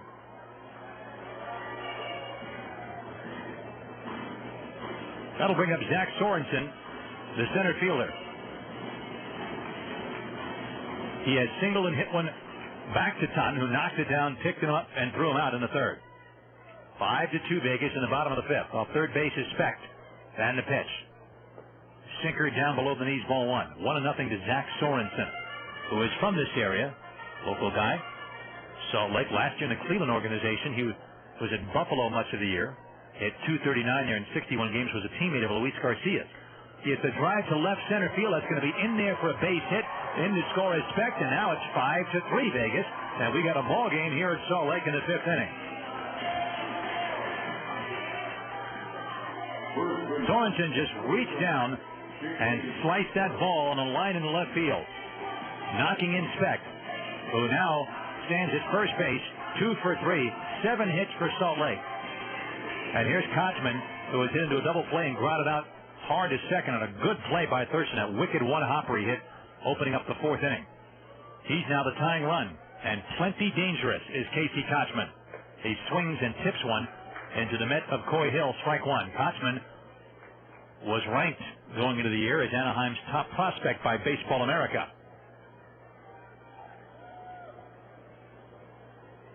Angels' first-round pick in the 01 draft, 13th overall pick in the nation.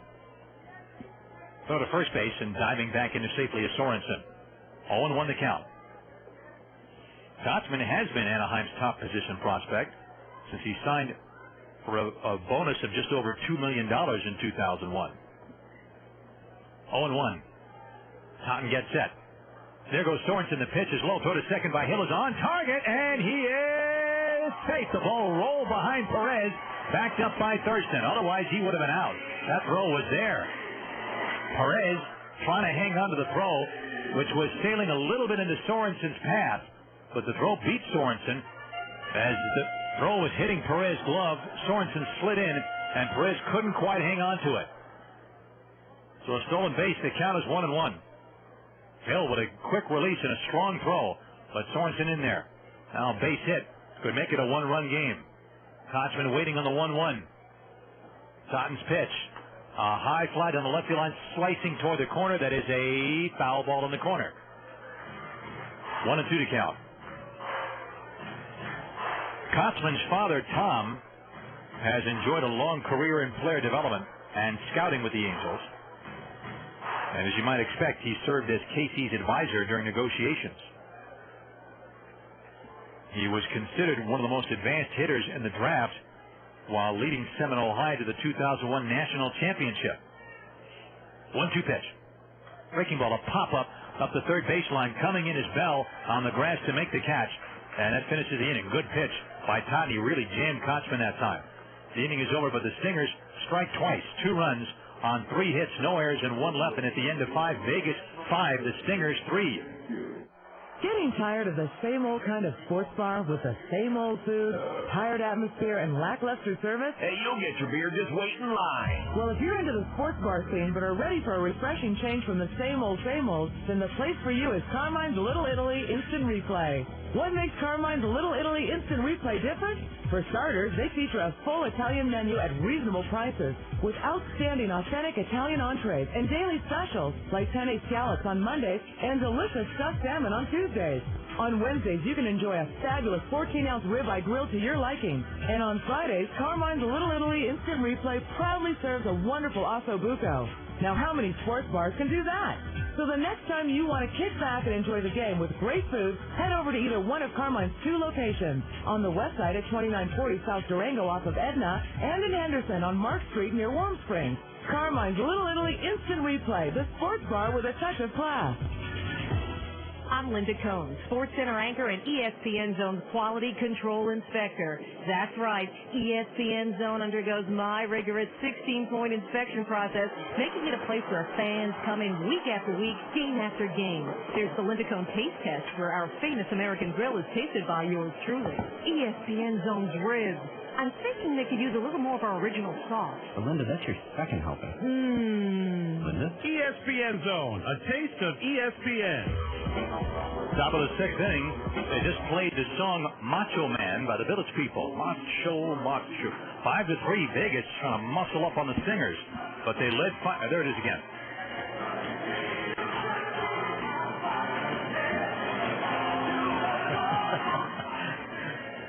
Senor Garcia, I'm sure appreciates that very much as he steps in the batter's box. Yeah. A Freudian slip. Garcia, a .294 average, 18 homers, and he hits a high drive to deep right center field. That ball sailing and it bounces off the fence, played by the center fielder Sorensen. Garcia to second base with a booming stand-up double. There's a Macho Man shot for you. Garcia 1 for 3, and the batter's going to be Brian Myro, who's already doubled twice this game and knocked in 2 runs. So each team with 7 hits. Breaks the string of 7 straight that Brunet had retired. Myro doubled the center to knock in Chen, and he scored on the double by Theodoro in that 4-run second. Then he doubled to left center to drive in Chen again. 5-3 Vegas, top of the 6th. Brunet gets set, and the pitch. Fastball zips outside, ball 1. 1-0 to count. To Brian Myro.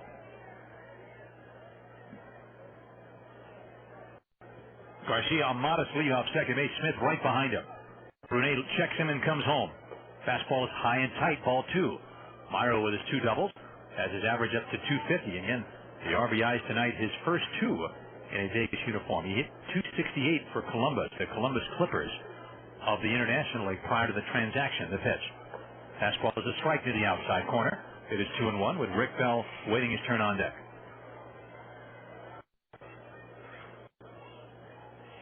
2-1 on Myro. Outfield playing it straight away at medium depth, and left field Riggs shielding his eyes from the sun. Here's the 2-1 pitch. Fastball, foul back. Boy, he had a good swing that time. And Myro grimaces as he walks out of the box and stalks around as if to say, man, I wish I would have done more with that pitch. 2 balls and 2 strikes. He got a fastball outside half, belt high, and was on it, but dismissed it. 2 balls and 2 strikes to Brian Myro. Luis Garcia off second base. Brunet has a glance at him. 2-2 pitch. Fastball. That's looped in the shallow center. Here comes Sorensen. He can't get it. It's a base hit. Garcia being held at third by Terry Kennedy as the throw comes in toward the mound, and it's cut off by Kotzman. A looping single to center by Myro, who's now 3 for 3. Number 27, Rick Bell. Garcia was coming hard, but with nobody out, and Rick Bell up. Kennedy decided to hold him up. It's 8 hits for Vegas. First and third, no outs. Bell has walked and scored and lined out to first. The ball caught by jumping Casey Kotzman.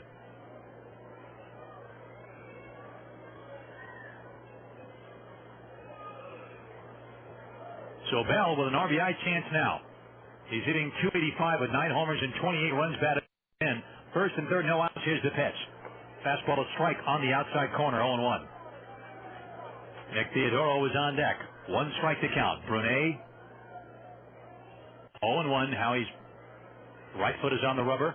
Holds the ball behind his back as he looks into Gregorio. Rotates the ball behind his back. Now comes set from the belt. The 0-1 pitch. Breaking ball, line drive, caught by a diving Smith at shortstop. Wow, there is 1 out.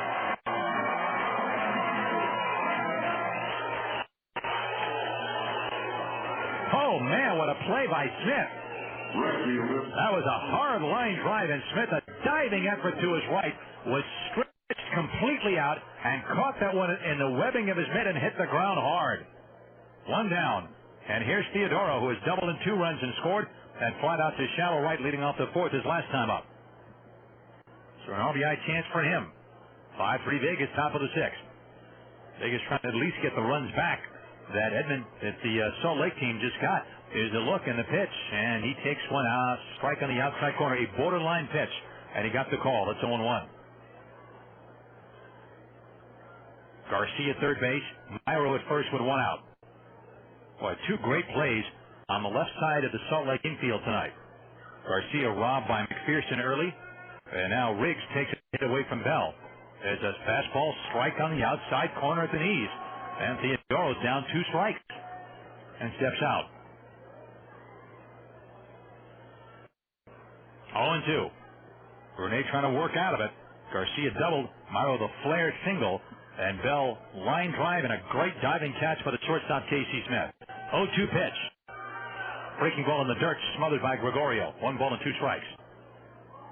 Third, Nick Theodoro at .305. 3 homers, 26 runs batted in. Steps out, has a look at Terry Kennedy. Off third base, hands on his tips. Luis Garcia. Myro perched at first base, held on by Kotzman. Takes a conservative lead over there. 1-2 stretch by Brunet. And the pitch. Fastball grounded to short. They might get 2. Smith has it. He goes to second. That's 1 on the first. That's a double play. That's a huge double play for Salt Lake. First and third, nobody out, and the 51's not able to score. Great play by Smith on the Bell line drive, and Theodoro falls behind 0-2, 1-2, and then a 6-4-3 room service double play. Smith to Speck to Kotzman. No runs, 2 hits, no errors, 1 left.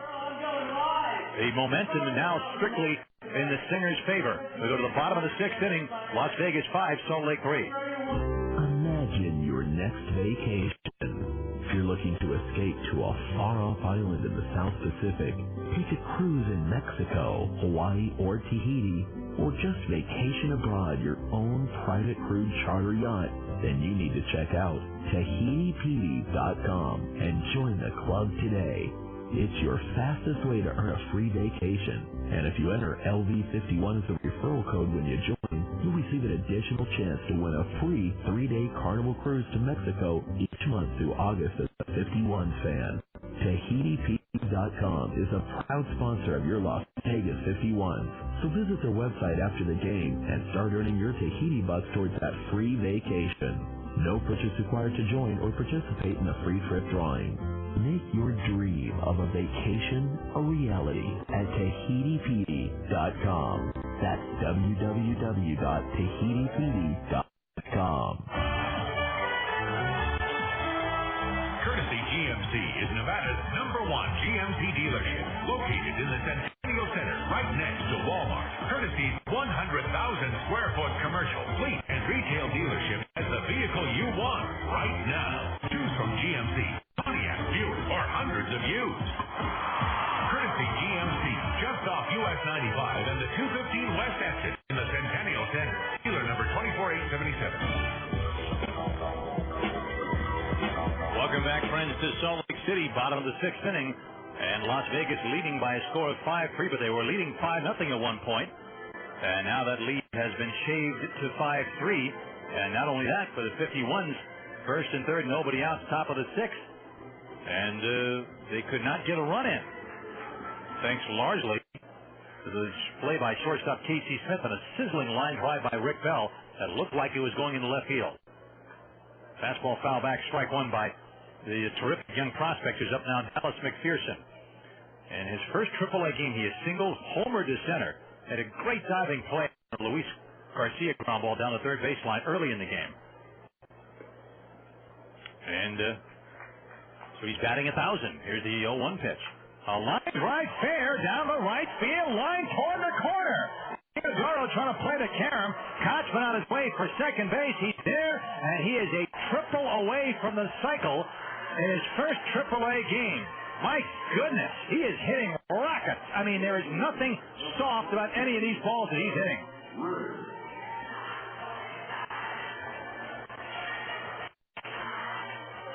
The batter's Adam Riggs.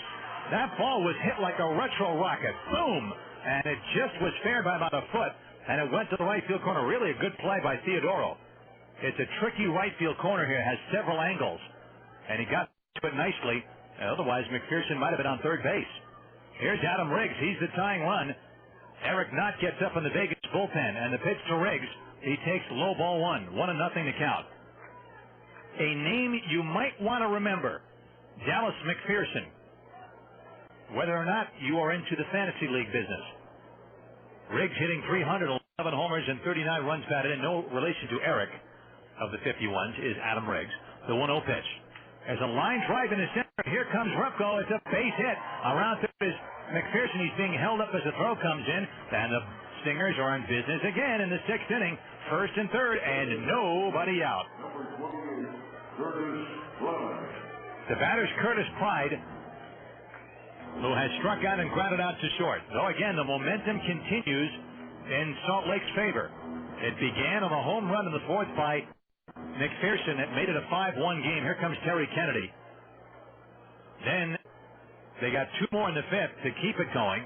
And after the 51s had first and third, nobody out in the sixth, they pull the plug on that with the 51s not scoring. Now they're threatening, and so here's Kennedy. He's going to pull Totten right now. Totten is going to leave after 5 innings plus. He'll lead with a 5-3 lead. But the Salt Lake team really zeroing in on him right now. Eric Knott, with two left-handers up, will come in as a lefty and try to neutralize these hitters. First and third, nobody out. Bottom of the sixth inning, Vegas leading 5-3. We'll return to Salt Lake City with more action right after this. Okay, wait, let me get this straight. Your car got trashed by a brown bear? A grizzly bear. What's the difference? I don't know. Okay, so this bear, unprovoked, attacks your car. Oh, no, he was provoked, all right. What, you provoked him? Of course not. It was the donuts. What donuts? I left a box of donuts in the back seat. Oh, see, that's not good. Well, the bear really didn't seem to mind. Right. So to get the donuts, he trashed my car. The brown bear. A grizzly bear. A grizzly bear. Because no one is more focused on getting your car back to normal than your farmer's agent. Describing how you got into an accident can be a lot harder than describing how you got out of one. So I already got my car back from the repair shop. Oh, who's your insurance company? Farmers Auto Insurance. Get you back where you belong. Okay, who had the bear claw? That would be him. Right. Life is full of surprises, but Farmers Insurance can help get things back to the way they were. See your local Farmers Insurance agent today. Farmers, get you back where you belong. Hi, friends. If you're in the market for a General Motors vehicle, there's only one place to shop in Las Vegas. That's Bill Hurd Chevrolet. They are the world's largest Chevy retailer, and they feature an excellent body shop and parts and service as well. I have a vintage Chevy sitting in my garage right now, and I don't take it to anyone but Bill Hurd Chevrolet. They're at 444 South Decatur at Alta. Telephone 800-970-9444. Bill Hurd Chevrolet. Visit their website, www.billhurdvegas.com. Bottom of the sixth inning. It looks like Vegas might be breezing in this ball game. No such breeze. They're up 5-0 early, going into the bottom of the fourth inning, and now it's 5-3 in the sixth. And everything is going Salt Lake's way now. Vegas still has the lead by 2, but Eric Knott inherits a first and third nobody out situation as they play the Jaws theme here. And Curtis Pride, a lefty, to face the lefty Eric Knott. McPherson at third, Riggs the tying run at first. There's a high shot to deep left center field. That's in the gap up against the wall. Lefko goes over to pick it up and he'll play it in. Here comes Riggs. He's going to score, and this game is tied at 5 on a 2-run double by Curtis Pride.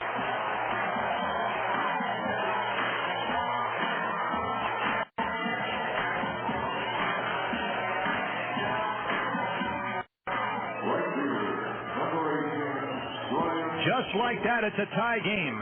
And Heath Totten will get no decision when it looked like he might be sailing along for a win. Brian Gordon will bat now, and Curtis Pride is the go-ahead run with nobody out at second base. Knott will face Gordon, who's grounded at second, doubled and scored. He's 1 out of 2. A couple of ex-Tucson sidewinders going at it here. Knott looks back at Pride and the pitch. Fastball to strike, it's 0-1. So Salt Lake with 10 hits, Vegas with 8. Those runs are charged to Heath Totten.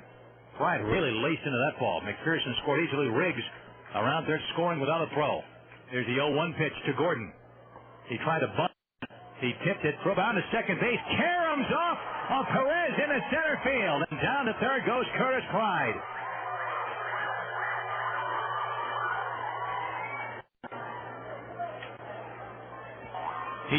Gordon tried to bunt, and he foul-tipped it into Hill's mitt.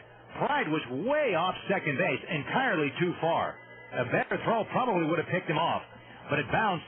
Perez couldn't handle a hop, and it caromed off him in the center field. Now Pride is at third base, still nobody out. The infield is in. 0-2 pitch. Breaking ball high and away. It's 1-2. Eric Knott, 0-1 with a 4.32 ERA in 11 games prior to tonight. 16 2/3 innings, 15 hits. He's walked 6, striking out 8. 1-2 pitch. Fastball fouled off the mask of Hill to the backstop. 1-2 still. So time goes 5 innings plus. It's charged with 5 runs earned on 9 hits. No walks, 4 strikeouts. Again, no decision for Totten. And it looked early in the game like he was building on that excellent start he had against Portland, a complete game victory. 1-2 pitch. Fastball, foul back off to the left into the second deck. Still 1-2. But the man who's really hurt Heath Totten in this game is a fellow who, if you listen to the experts, is going to be hurting a lot of people. Dallas McPherson, who homered off him in the fourth and opened this inning with a double inside first. And 3 hits off him. Here's the pitch. Fly ball to left field. It should be deep enough. Backing up his chin. He's got it. Pride tags. Here he comes. He scores easily. And it's now 6-5 Salt Lake in the bottom of the 6th inning. That's a gift-wrap run unless Gregorio and or Speck gets base hits, because Pride should have been at second base. But the error charged to Hill got him to third. And that sacrifice fly by Gordon brings him in.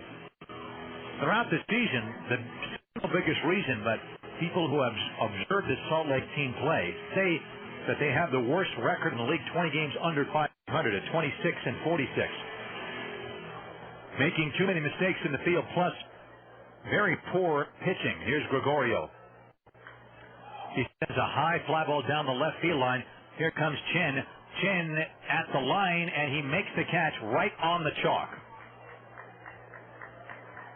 2 outs for Brian Speck. The Stingers at one point down 5-0. And again, as I said, they are a tough team at home always. I mean, but always. I don't care what the record is overall. They are a tough team to beat in this ballpark, and always have been. They've been here 10 years now. They were down 5-0, and now lead 6-5 in the bottom of the 6th with 2 outs. And Knott will face Speck, who is 1 for 2. The pitch. Breaking ball is a strike on one. The other thing about the Stingers' offense, nothing cheap. Everything hit hard. McPherson hit a rope for a double. Riggs single not hit that well, but got out there. The 2-run double by Pride, when Knott came in, was hit very well. Here's the 0-1 pitch to Specht. He swings and misses. Specht is listed as a switch hitter, but he's batting left-handed, so my guess is that the roster is incorrect, and if it had been an experiment with Specht switch hitting, that experiment appears to be over. Knott's next pitch. Breaking balls on the outside corner. Strike 3 call. The inning is over. However, a good inning for the Stingers. They collect 3 runs to seize the lead for the first time on 3 hits plus an error and a sacrifice fly. Nobody left. After 6, the score. Salt Lake 6 and the 51's 5. Dave, is that the $6 burger you got going there? Yeah, from Carl's Jr. Sweet. What's up? What's that green stuff? Guacamole. Oh, guacamole. All right. Yeah, it's the guacamole bacon $6 burger. Cool. So right now you're taking a little guac on the wild side. What? Are you eating that thing like, guac, stock, and barrel? And it's, guac on, Dave, guac on, Oh, okay, I get it. Guacamole. Funny word. Okay, let's acknowledge and move on. Hey, okay, thank you. Yes. Holy moly, guacamole. Ed. Dude, is this like burger totally guac in your world or what? Ed. All right, really quick. What do you say to a duck when you give him guacamole? Guac, guac, guac, guac. Ed, stop. Okay, you're bugging me, all right? I'm just trying to eat my burger. Have a lunch. Thank you. Go. Thank Enjoy. you. All right. So what you're saying is you want me to guac it off? Yeah. Just have it. Introducing the guacamole bacon $6 burger at Carl's Jr. The only restaurant-style burger available at a fast food place. For a limited time only, price and participation may vary. As temperatures rise, so do your chances for car trouble. Help meet the demands of summer driving by taking your General Motors vehicle to an expert, Cadillac of Las Vegas West. Let Cadillac of Las Vegas West give your car a seasonal checkup to make sure it's ready for virtually anything summer can dish out. Your GM Goodwrench Service Center featuring GM certified technicians, advanced diagnostic equipment, and genuine GM parts. Cadillac of Las Vegas West knows your vehicle better than anyone else does. So stop by your GM Goodwrench Service Center, Cadillac of Las Vegas West at 5185 West Sahara in Las Vegas. And keep yourself and your car cool this summer. Back in Salt Lake after 6. All of a sudden, the Stingers, at one point down 5-0 in the 4th inning, are leading 6-5 as we go to the 7th. And Mike Brunet pulled from the game after 6 innings. It looked like he was going to get tattooed early in this game and lose it big time. But he survived a 4-run second, and he allowed another run in the 3rd. But then at one point, he retired 8 straight. Luis Garcia doubled. Brian Myro single off him in the 6th. They had 1st and 3rd, nobody out. But Rick Bell lined out in a great diving play by shortstop Casey Smith. And Theodoro wrapped into an inning-ending 6-4-3 double play. The new pitcher, Brandon Emanuel, a right-hander, to face Joe Thurston. And the pitch is low ball 1. Brunet goes 6 and gives up 5 runs. The runs are all earned on 8 Las Vegas base hits. He walked 1 batter. Thurston takes 1 low. It's 2-0.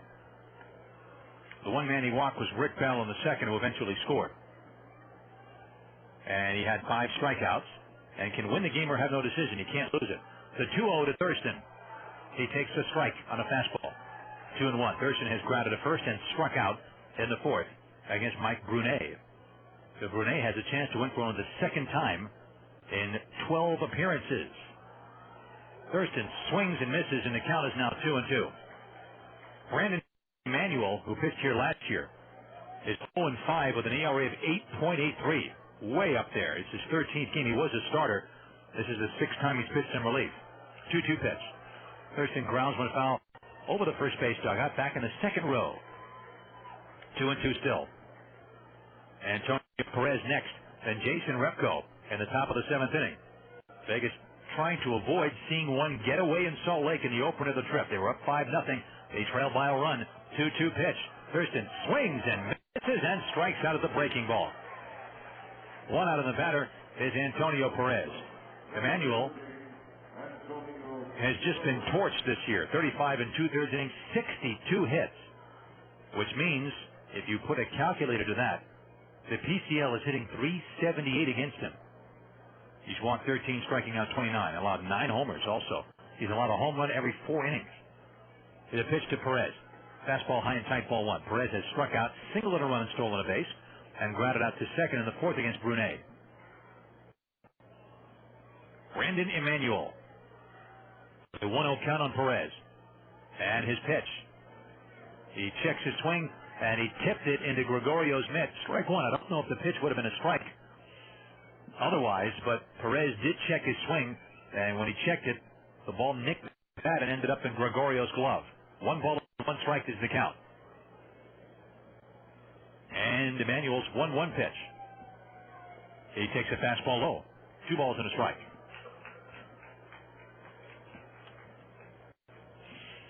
Nobody on base, 1 gone. Top of the 7th inning. Salt Lake leading 6-5. And Emmanuel with a 2-1 delivery. That's inside and low.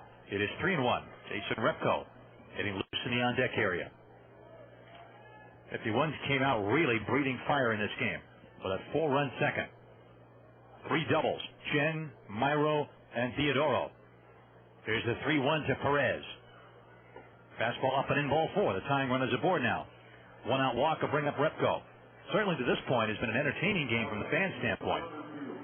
Remember, Perez has already stolen a base back in the second, which was his 11th in 14 attempts. And he's a threat to go now with the 51s down by a run. Repko had struck out, flat out to the wall and left, and popped up to the pitcher, Brunet.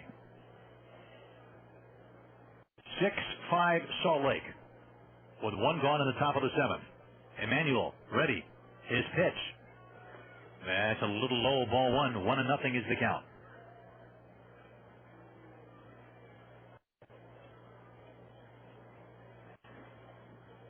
After the mound goes Gregorio to talk it over with Brandon Emmanuel.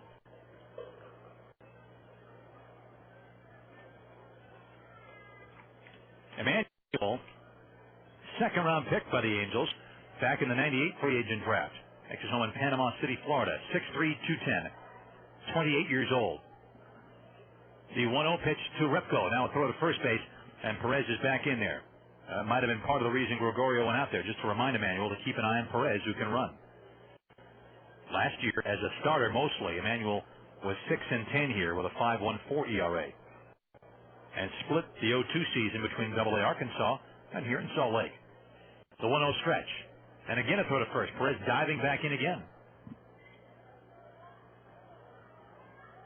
Emmanuel to A. Crawford Mosley High School in Florida and Northwestern State University in Louisiana. 1-0 the count. The stretch. There goes Perez, and Repko bunts it in the air, foul back to the netting behind the plate, right near where Coy Hill is. So a bunt and run. And Perez walking back to first base, looking over his shoulder to Kennedy to see if there's a play on. 1-1 the count. Salt Lake 6 runs, 10 hits, 1 error. Vegas 5 runs, 8 hits, and 1 error. 1-1. Perez eases off the bag, held on by Kochman. And Emmanuel staring in at Gregorio. 1 ball and 1 strike. The stretch by Emmanuel again. 1-1 pitch. Repko swings and grounds when fouled outside first. It was late. A fan who brought a net hitched to the end of a long pole reached out and just missed that one. Maybe a little quicker. Of course, I'm taking a look at that net.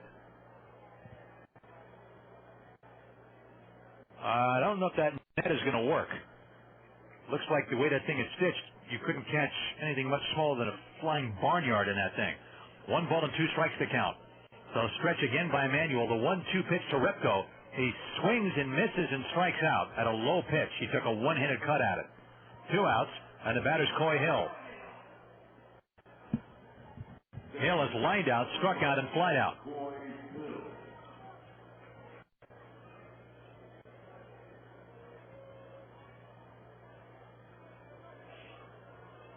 Dodgers in San Francisco. I'll have some more scores for you on the Courtesy GMC scoreboard. One story that emerged had to do with Jason Worth getting a start over Dave Roberts on Saturday in the game against the Yankees. I wouldn't call it a controversy, but it did spur some discussion, certainly. There's the pitch to Coy Hill. Go to first base and diving back in safely is Perez. Roberts has been instrumental in the Dodgers' 2 weekend wins over the Yankees against right-hand starting pitching. was not in the lineup last night when the team opened that key series against the Giants, and left-handed starter Kirk Reeder. There goes Perez. Hill swings and misses, and Gregorio does not make a throw. Perez had a good jump, and it looked like Gregorio had trouble getting a good grip on it.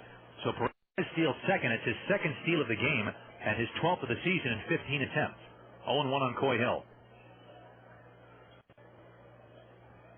Roberts was very careful with his words when reporters asked that he was disappointed that Worth was starting in left field. He said, I know when a lefty's throwing him out in the lineup. Tracy didn't tell me about it. I'm not saying he needs to. Throw to second, goes into center field by Emmanuel. Down to third base goes Perez with a slide. So a timing play, the daylight play. Smith, the shortstop, breaking for the bag. Emmanuel spinning around, making a throw, but he made it in the dirt and behind Smith. And the ball rolled into center field. Perez got up and took third base on the error by Emmanuel. E1. Second error by Salt Lake. And Perez now stands at third base with 2 outs with a strike 1 count on Coy Hill.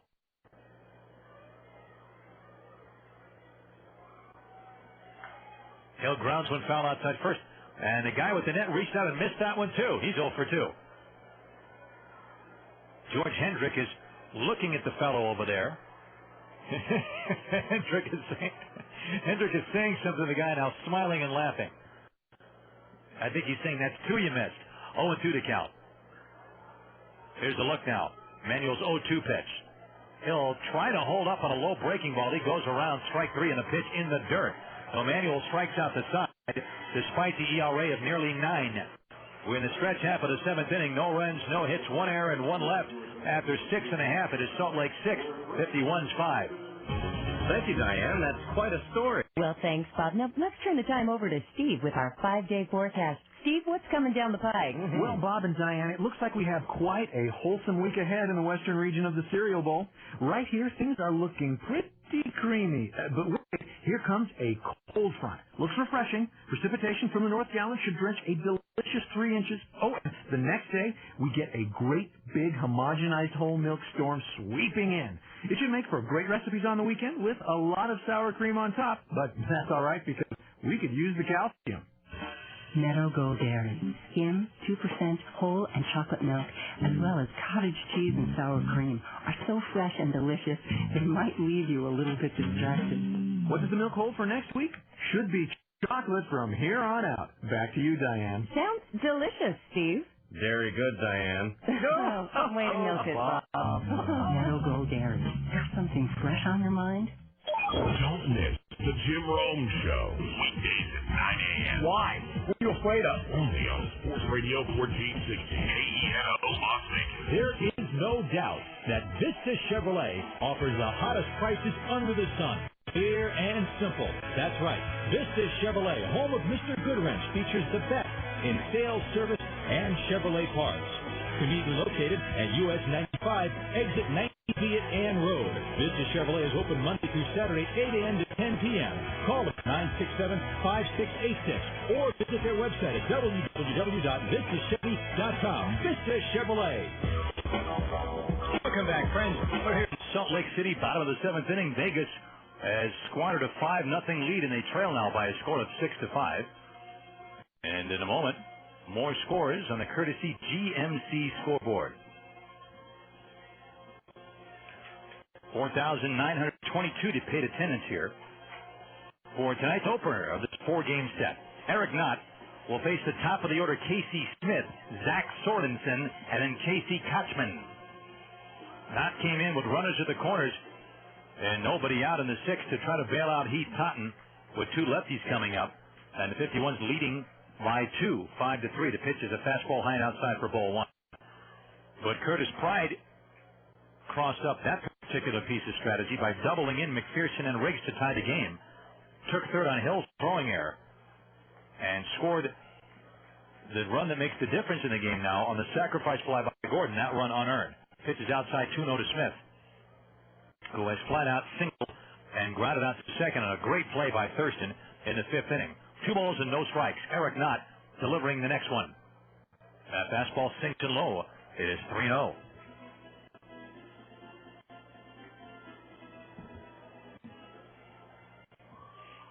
Zach Sorensen waits on deck. Yankees beat Baltimore 10-4. Mike Mussina is now 8-4. He beat Matt Riley, who's 1-3. The pitch is a strike. 3-1. A-Rod with 2 homers, giving him 18. Jeter hit his 10th. And for Baltimore, Miguel Tejada hit number 11. And he's really giving it to Baltimore this year. Boston kept pace, beating Minnesota 9-2. There's a strike to Smith, 3-2. Kurt Schilling, his 9th win. Nomar Garcia-Parra hit his first home of the year, a grand slam, as part of his 6-run Boston 7th inning at Fenway. And they must have been going crazy at Fenway Park. Loesch took the loss to go to 2-5. There's a hard ground ball past to diving Perez in the left field, a base hit for Casey Smith. Second hit off Knott. Hit number 11 for Salt Lake, and the batter is Zach Sorensen, who is 2 for 3 with 2 singles, a run batted in, and a stolen base in this game. 51's bullpen is busy.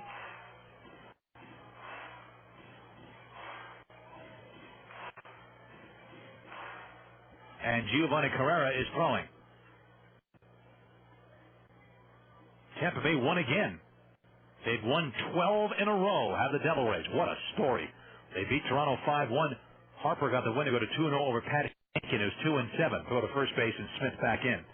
Lugo hit number 6 for Tampa Bay. Carl Crawford hit his 2nd. Clark hit his 3rd for Toronto. 8th inning, the White Sox leading Cleveland 11-9. Marte pitching the White Sox, now Bartosh out of the Cleveland bullpen. There's a bunt, the first base side, good bunt, picked up by Myro, and there's no play anywhere. A bunt single by Zach Sorensen. Just too good of a bunt. And once again, for the 3rd consecutive inning, the Salt Lake Stingers are very much in business. They bunched 3 hits together to get 2 runs in the 5th to get back in the game, turning a 5-1 Vegas lead into a 5-3 game. They put together a double, a single, a double, and a sacrifice slide to get 3 runs and take the lead in the 6th, and now they're threatening again.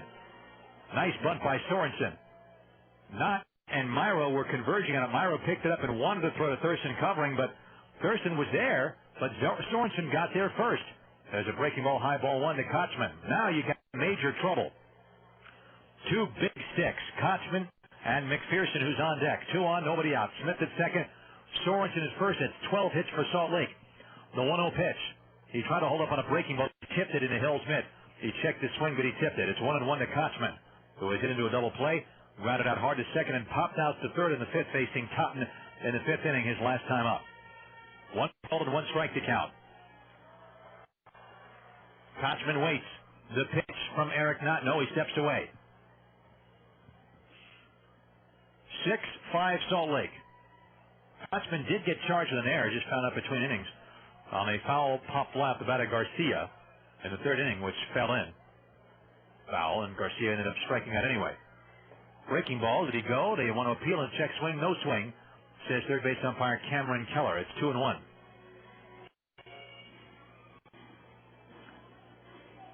Lawton and Belliard and Coco Crisp have all homered for Cleveland. Frank Thomas, number 18, for the White Sox in that game in Chicago. Texas beat Seattle 10-2.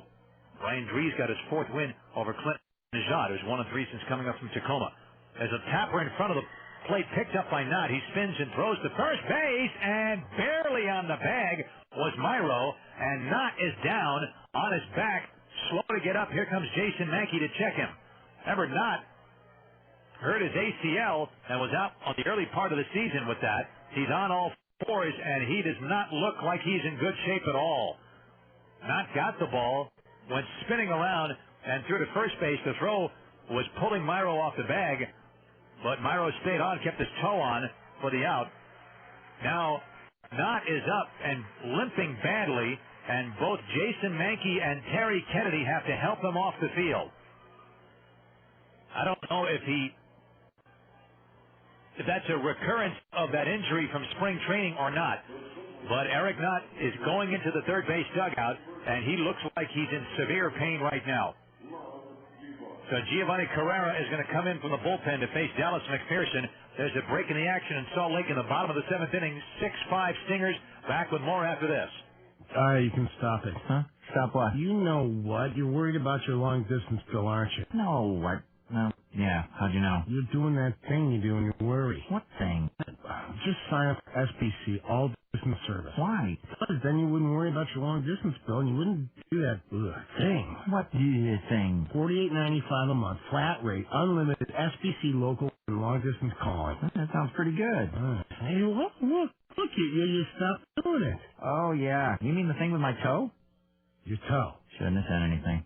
Sign up for all distance service for just $48.95 a month and talk all you want for one low flat rate. Call 1-877-PIC-SBC or visit sbc.com/Vegas. SBC, going beyond the call. Long distance provided and priced by SBC Long Distance includes SBC Telecom local residential service and certain features. Taxes, fees, universal service fee, interstate common line charge, and installation extra. This direct dial service excludes calling card calls in long distance for business or internet. Voicemail available in some areas only. Additional availability and credit restrictions apply. As temperatures rise, so do your chances for car trouble. Help meet the demands of summer driving by taking your General Motors vehicle to an expert, Cadillac of Las Vegas West. Let Cadillac of Las Vegas West give your car a seasonal checkup to make sure it's ready for virtually anything summer can dish out.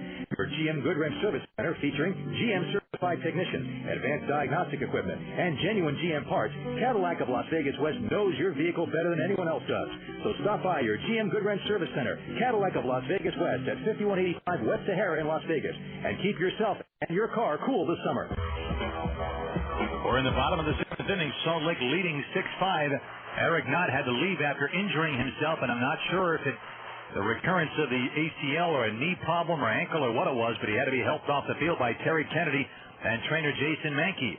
Giovanni Carrera's in the game, inheriting a second and third situation with one out, and a blazingly hot rookie, Dallas McPherson, at the plate. He had singled, homered, and doubled and scored 3 runs. The infield is in. The pitch from Carrera. It's high ball 1. This is an interesting matchup. You have the phenom McPherson up there facing the ring-wise old pro Giovanni Carrera. 1 ball and no strikes to count. McPherson, left-handed batter, looks at a Carrera. This is his first AAA game, and man, what an impression he's made. The 1-0 pitch. Breaking ball, a strike on the inside corner. McPherson looks back in disbelief at Dave Aswedge. Borderline pitch, but he got that called. 1 ball and 1 strike to count to Dallas McPherson. McPherson, second round pick in 2001. Waiting on the 1-1. Off third base is Smith. Sorensen at second. Here's the pitch. Breaking ball up and away. Ball 2. It is 2-1. McPherson had a big 2002 at Class A Cedar Rapids. And then last year at Rancho Cucamonga, a 308 average with 18 home runs in only 77 games. And he went to AA Arkansas and hit .314 there with 5 more home runs. And I mentioned the big numbers he had at Arkansas this year. 2-1 pitch to him from Carrera. Fastball's outside, 3-1. On deck is Adam Riggs. McPherson, who will be 24 next month, is from Charleston, South Carolina. 6'3", 215.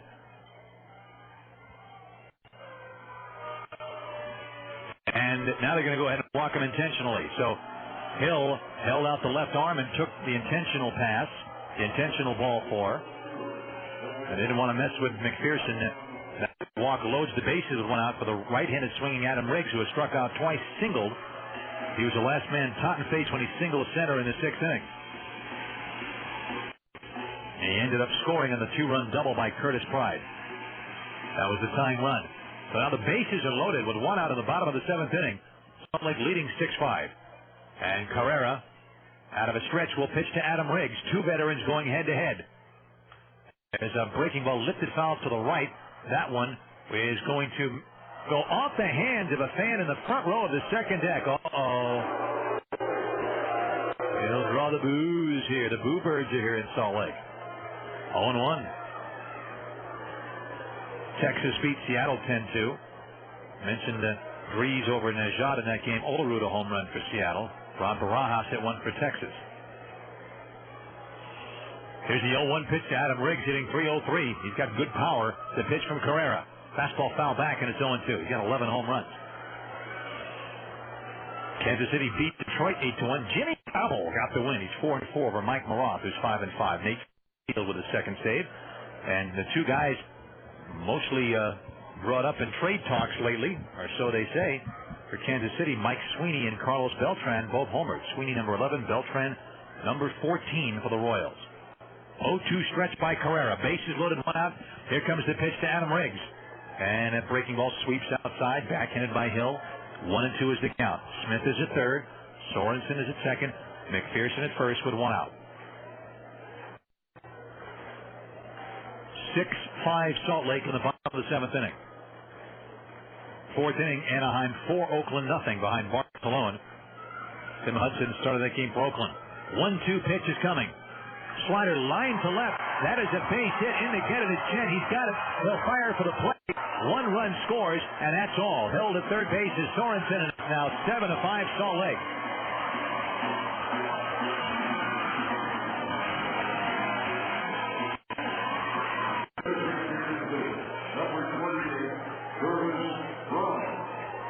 That was a hanging breaking ball, and Riggs was ready for it. That's 13 hits for the Stingers. That run is charged to Eric Knott.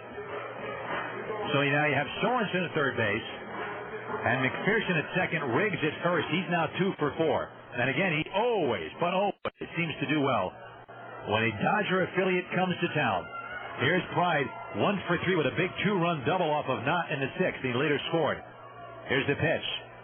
Fastball is a little inside for ball 1. 1-0 the count. National League Expos beat the Phillies 5-2. Hernandez over Myers. Cordero to save. Schneider and Wilkerson homered for Montreal. Pat Burrell hit one for the Phillies. Florida 4, Atlanta 3. Pavano now 8-2 over Grabowski. Benitez his 25th save. 1-0 pitch to Curtis Pride from Carrera.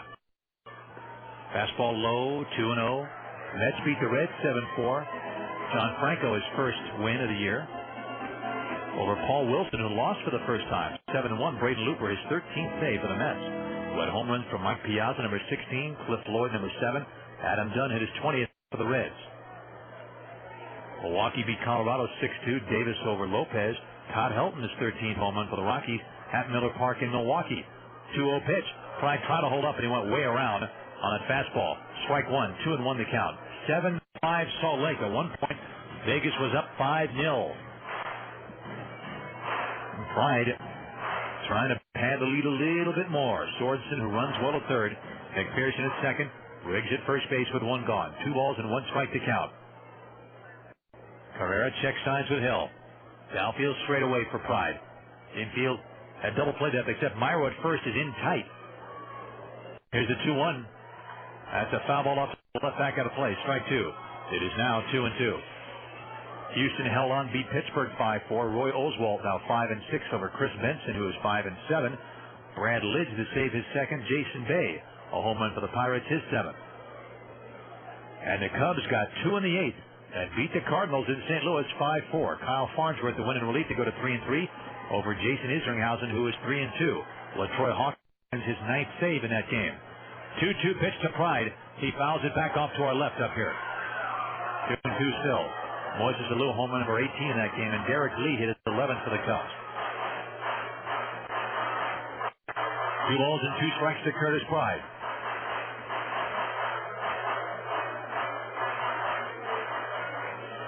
Pride digs back in. Average stands at 333. He's only been here for less than 2 weeks. 1 home run, 6 RBIs as he stands it now.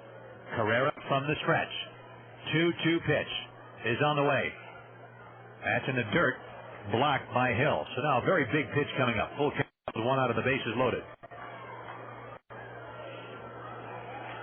I beg your pardon, that was Lee's 10th home run for the Cubs. 5th inning, San Diego 1, Arizona nothing behind Adam Eaton, who's 3-7, taking on the knuckleball of Steve Sparks, who is 3-4 for the Diamondbacks. At Petco, Giants lead the Dodgers in the bottom of the 4th, 2-0. Behind Justin Hermanson, who's 2-2. Kaz Ishii, 8-3 for the Dodgers. Dodgers have 1 hit through 4. A full count to Curtis Pride. Big pitch. The stretch by Carrera. And the 3-2 pitch. Here it is. Breaking ball, a high fly ball to right center and pretty deep. Repko can't find it. Here comes Repko to make the catch. Tagging as Sorensen. He'll score. Tagging at second base is McPherson. He takes third. It's now 8-5 Stingers in the bottom of the 7th inning, but that could have been a lot worse for Vegas. Repko clearly had trouble looking into the soupy sky. Theodoro was coming over from right to try to help up, and Repko said, I got it, I found it, and made the catch. A sacrifice fly for Curtis Pride. So 2 runs in. And now it's an 8-5 lead for Salt Lake. McPherson alertly tagged and took third. First and third with 2 outs. That run also charged to Knott. And the batter is Brian Gordon, who has grounded out, doubled and scored, and hit a sacrifice fly, which broke the 5-5 tie in the 6th. So the Stingers with 8 unanswered runs. Here's the pitch. Nope. Ferrer steps off towards third and looks at first. So Knott goes an inning in the third and gives up 3 runs earned on 3 hits. No walks and 1 strikeout. But the bigger concern for Knott, his health. And he did not look good leaving the field. Here's the pitch to Brian Gordon. Fastball to strike near the outside corner. It is 0-1.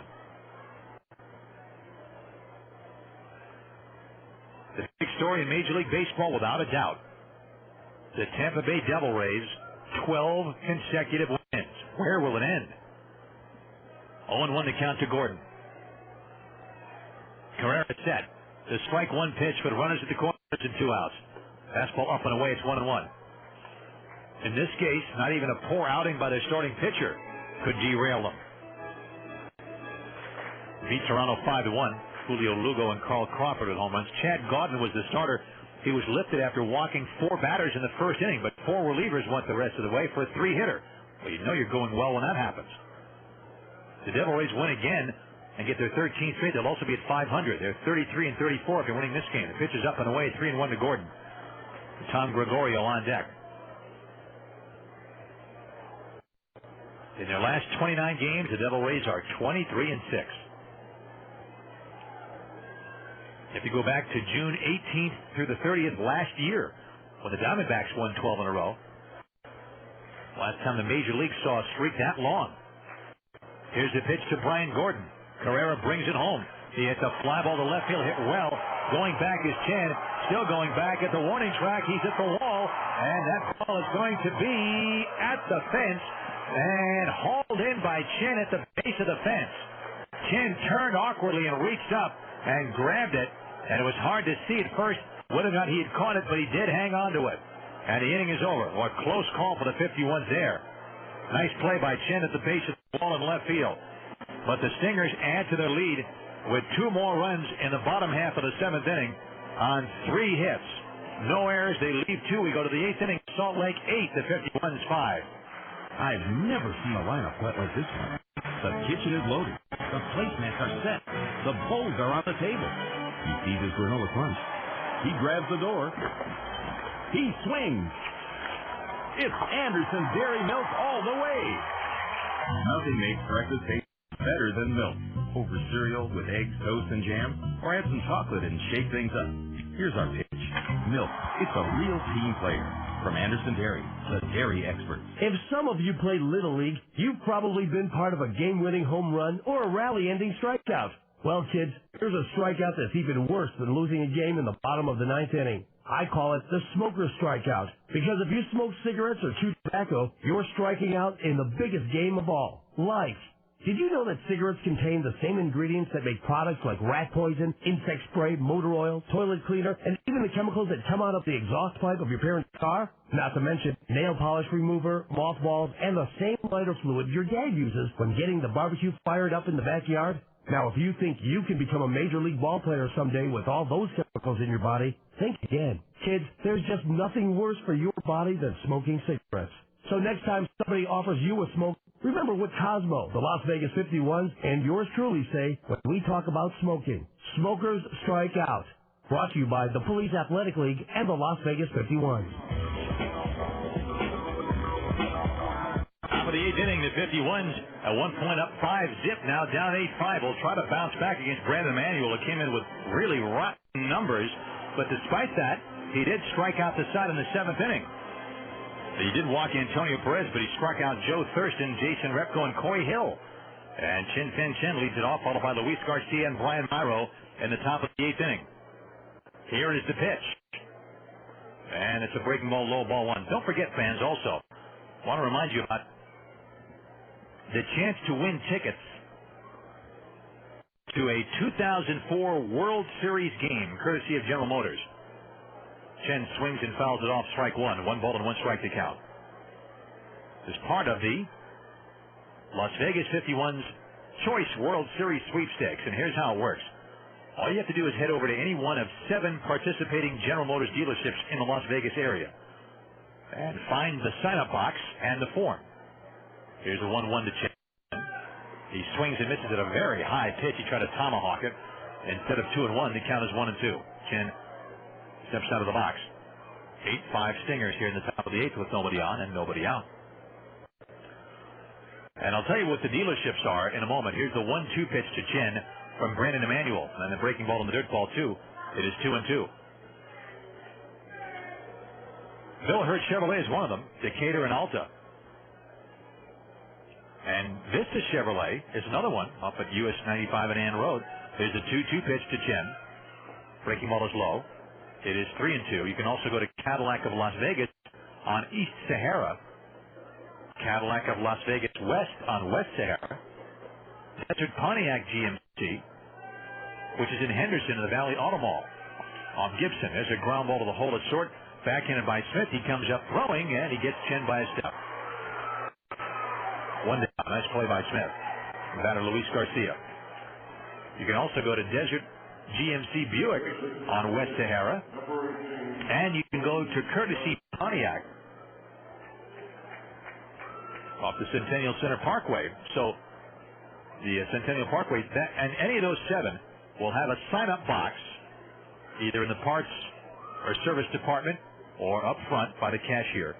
And just find the entry forms, fill out your name and address, all the pertinent data, and drop it into the box. There's a breaking ball for a strike to Garcia, 0-1.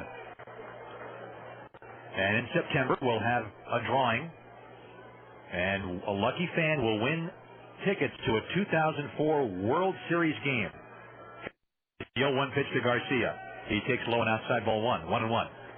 It's the second year that the promotion has been in effect. We did it last year, and it was a huge success. And while you're at any of those 7 dealerships, here's another component of this very special promotion. If you make any kind of a purchase, here's the 1-1 pitch. Garcia takes a strike 1-2, involving parts or service. And just take your receipt from any of those dealers, 7 dealerships, and show it. Don't have to give it up. Just show it to the friendly folks at the Las Vegas 51's box office at Cashman Field. You'll be entitled to 2 free tickets to an upcoming 51's game. Here's the 1-2 pitch. Garcia hits a high drive to deep left field. This ball is hit out of sight. That ball is going to be up against the concession stand where a fan races over and takes up. That ball almost bounced onto the grill where they're cooking up some hot dogs.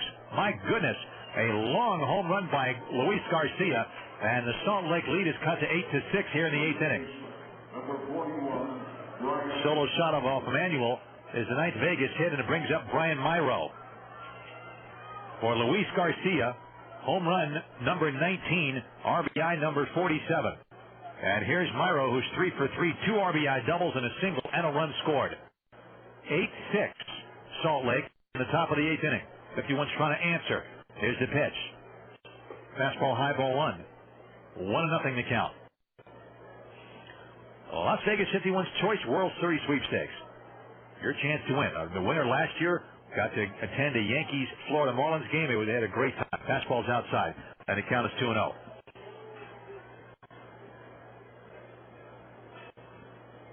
2-0 to count. So if you feel like going to the World Series, this may be your chance to win. It could be you.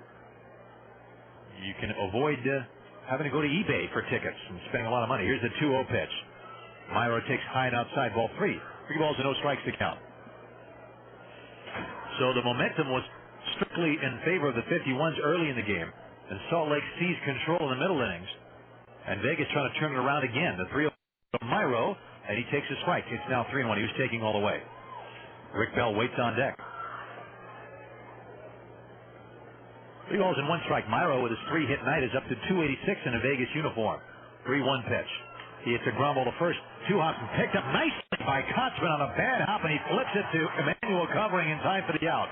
That ball was hit sharply, and the second hop was a tough one. It came way up on Kotzman, who cradled it around the midsection, flipped it to Emanuel, And he made a tough play look easy. 2 outs for Rick Bell, who has walked and scored, lined out to first and lined out to short in a super play by Casey Smith in the 6th inning.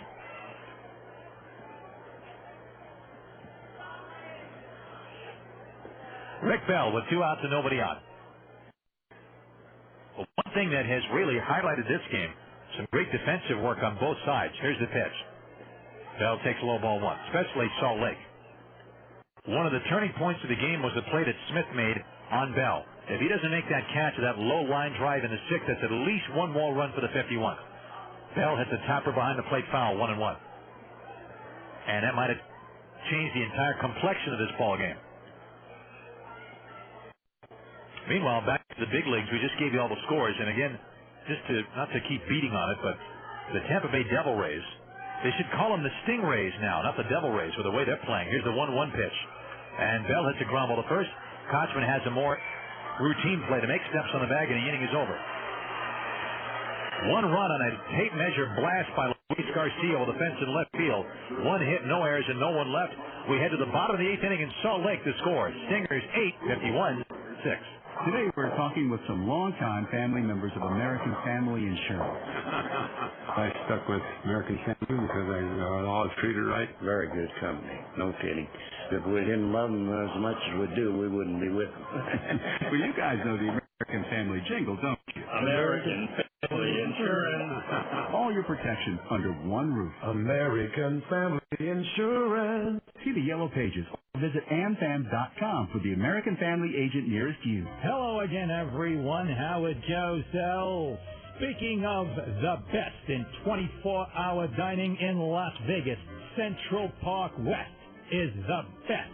Central Park West features outstanding food and a great bar. You can shoot pool. You can watch the game on several screens, and they have match play as well. And here to tell you more about Central Park West is the one, the only champ of champs. I want to say right now, Howard, you're usually wrong, but you're right about Central Park West, because they're the best, they're the greatest.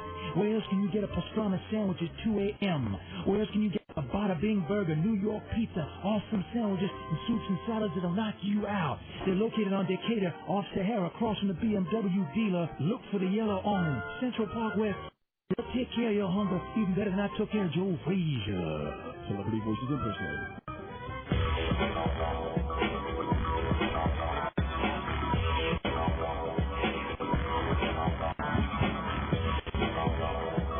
Welcome back again, friends, to Salt Lake City. Bottom of the 8th inning. It's an 8-6 lead for the Stingers. And Giovanni Carrera is gone from the game after going 2/3 of an inning in relief of Eric Knott, who came out because of an injury. And again, not sure if it's a knee or something else. We certainly hope it's not a re-aggravation of the ACL, which kept him out of action for so many weeks. So hard to rehab from, when you tear your ACL, that's so difficult. But I'm not saying that's what it is. There's no indication of what it is. All I know for sure is that Knott could not walk without help. He was helped with an arm draped around the shoulder of Jason Mankey on one side and Terry Kennedy on the other. Agustin Montero will pitch to Tom Gregorio now. Montero, the 4th pitcher used tonight. And the pitch as a strike on the outside corner, 0-1. 8-6 Salt Lake.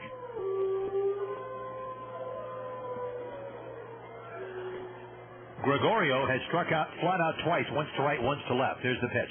There's a high chopper to third, gloved by Bell. He's got it. Easy play to first base, and there is 1 out in the bottom half of the 8th inning. That'll bring up Brian Specht. Carrera goes 2/3 of an inning. Is charged with no runs, but the 2 men he inherited from Knoxville scored. He allowed 1 hit, 1 walk, which was intentional. Carrera did not record a strikeout. And here's Specht, 1 for 3 with an RBI double back in the 5th inning. He struck out looking against Knott in the 6th, his last time up. Montero's 0-3 with an ERA of 6. It's his 33rd game all in relief. And here's the pitch, a bunt attempt in the air past Montero, who can't make the play. Now he picks it up and does not make a throw. That's probably an error. A liner, a soft liner on a bunt right back to Montero. I don't know how he lost sight of the ball, but he appeared to lose sight of the ball. And the ball went off his mitt. Montero, it looked like he just simply overreacted. There was a soft liner right back to him. All he had to do was stand there and catch it. And he was dancing toward the first base side of the mound and reached back like it was a sizzling line drive, and it wasn't. I think he just thought it was hit harder than it was, but it was a bunt attempt. It couldn't have been hit that hard. At any rate, safe at first base is Brian Specht. And it looks like they're going to give Specht a hit, which is amazing. Here is Smith, who is 2 for 4 with 2 singles. Throw to first base and back in there is Specht.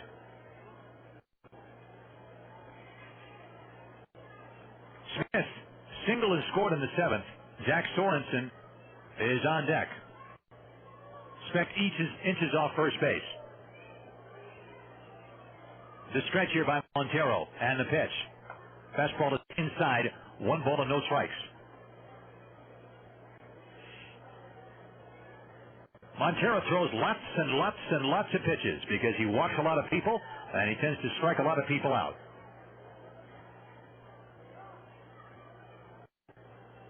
Early in the season, he had some good outings, but they've come a little bit more rare here. The runner goes, the pitch is a strike, throw to second base. And in there easily with a steal is Brian Specht. He stole that one off Montero with a running jump, no question about it. So now at second base is Specht. After the gift-wrapped bunt single, he steals second. And Smith is up there with a count of 1 ball and 1 strike. 8-6 in favor of Salt Lake. Smith in the batter's box with Montero staring in at Hill. And the Stingers about hit the 51s now 14-9. The pitch is inside off the mitt of Hill, but he keeps it at his feet. Ball 2. 2 balls and 1 strike is the count. When the 51s bat in the 9th inning for the last chance, they will have Theodoro, Thurston, and then Antonio Perez with Jason Repko due up 4th. 2 balls and 1 strike on Casey Smith. And Montero from the stretch. His pitch. Fastball way high. It's now 3-1.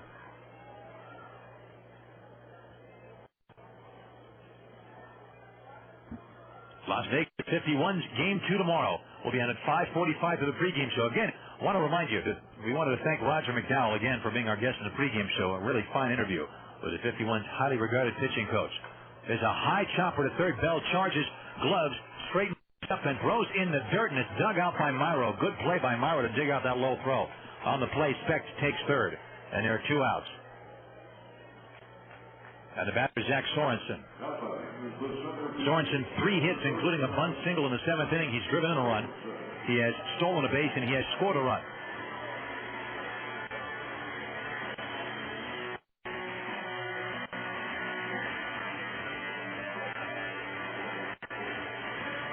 So the inning really should be over. Montero's misplay of the Specht bunt has kept it going. And the batter, Sorensen, trying for his 4th hit right here. His average up to 356 in the limited action he's seen since arriving here. And Montero's pitch. Fastball up and in, ball 1. 1-0. There's no action in the Salt Lake bullpen. So it looks like they're going to want Emmanuel to try to finish it up. Again, Salt Lake, the ERA of 5.91 as a team, the highest in the league. And they don't have anybody except for Greg Jones with any saves on the roster, the active roster. Breaking ball swung on a miss, 1-1. Part of the problem for Salt Lake when they broke camp at a spring training, they actually had a good team here. Good pitching and good hitting. But the problem was, and the pitching wasn't great, but they were serviceable by PCL standards. But with the Angels suffering so many injuries to so many key players, Salt Lake lost a lot of players from here. 1-1 pitch. It's a strike, 1-2. And so the Angels at the time were determined for their own reasons to leave the AA Arkansas team alone, at least initially. Now halfway through the season, they're more apt to go to them. 1-2 pitch is a pop-up. Third base side, Bell backing up on the grass. He makes the catch straddling the foul line. It's technically a fair ball. And the inning is over. In the 8th inning, No runs on 1 hit, no errors, and 1 left to the 9th inning we go. Salt Lake 8, 51-6. I've never seen a lineup quite like this one. The kitchen is loaded. The placemats are set. The bowls are on the table. He sees his granola crunch. He grabs the door. He swings. It's Anderson Dairy Milk all the way. Nothing makes breakfast taste better than milk. Over cereal with eggs, toast, and jam, or add some chocolate and shake things up. Here's our pitch. Milk. It's a real team player. From Anderson Dairy, the dairy expert. GMC is Nevada's #1 GMC dealership, located in the Centennial Center, right next to Walmart. Courtesy's 100,000 square foot commercial, fleet, and retail dealership has the vehicle you want right now. Choose from GMC, Pontiac, Buick, or hundreds of used. Courtesy GMC, just off US 95 and the 215 West exit in the Centennial Center. Dealer number 24877. What's cool? Strutting into a downtown Las Vegas classic like you own the joint.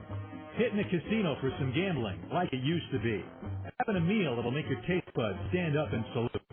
Hanging with your friends before catching the headline act. And getting treated with the kind of service that snatched the AAA 4 Diamond Award for 27 consecutive years. You locals know what I'm talking about. Golden Nugget in downtown Las Vegas. New owners, classic attitude. Totally cool. Golden Nugget, come to play.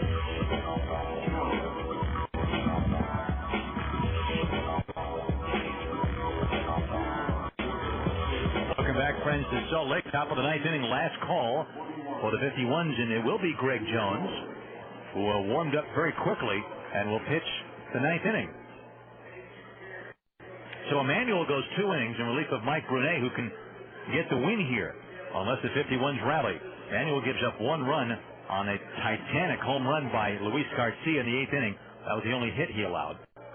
He walked 1 and struck out 3. And Jones deals a strike, 0-1 to Nick Theodoro. 1 strike on Theodoro, who has doubled in 2 runs and scored, fly to right, and wrapped into a 6-4-3 double play. Takes a fastball low. Greg Jones, this is his 12th game. He's had the best year of anybody on this staff. He's 1-0 with a 2.25 ERA and 1 save. The 1-1 to Theodoro. There's a line drive in his center field. Here comes Sorensen to make the catch, chest high. Boy, Theodoro hit into some tough luck there. That ball was hit right on the screws. 1 out, and the batter, Joe Thurston. Second baseman, number 33, Joe Thurston. So Jones trying to save it for Brunet. And on deck is Perez. If anyone gets on Repko, we'll have a chance. Thurston digs in. He has grounded out and he has struck out twice. Fastball is in there for a strike. It's 0-1. Jones is 6'2", 195 out of Clearwater, Florida originally. And had a little taste of big league time last year. Thurston hit by the pitch. Drops his bat and sprints down the first baseline. Thurston nailed, which will bring the tying run to the plate and Antonio Perez.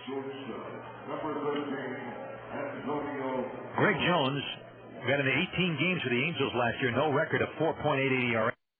This is his 3rd year with Salt Lake, after being picked in the 42nd round of the 96 free agent draft. Been a reliever almost his whole career. Perez in the batter's box, and Jones set the pitch. Fastball to called strike near the knees. It's 0-1. Greg Jones makes his home now in Indian Rocks Beach, Florida. 27 years old. Perez has good power. Tonight he has struck out, singled in a run, and grounded out. He's walked, and he's stolen 2 bases.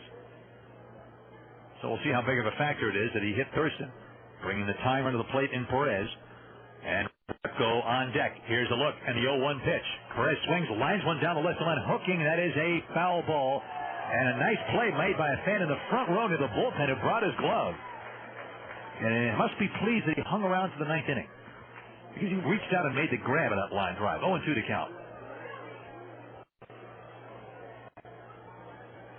Much better than the guy who brought that net down the right field line.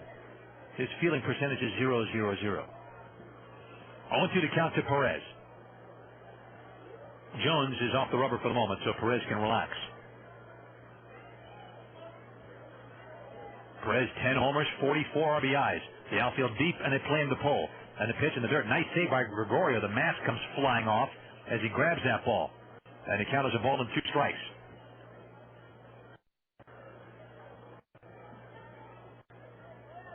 One ball and 2 strikes. Greg Jones trying for only his 2nd save of the year. And the staff only had 7 saves all season. 1-2 pitch. And Perez swings and fouls that one back. The count remains a ball and 2 strikes on Antonio Perez.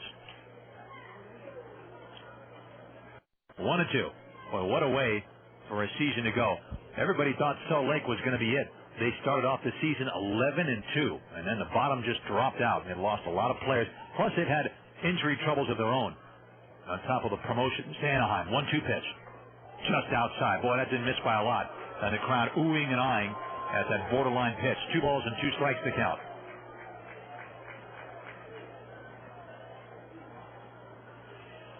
2-2 to Perez. Jones stares in. Gregorio offers a side, and now a target. Off first base is Thurston.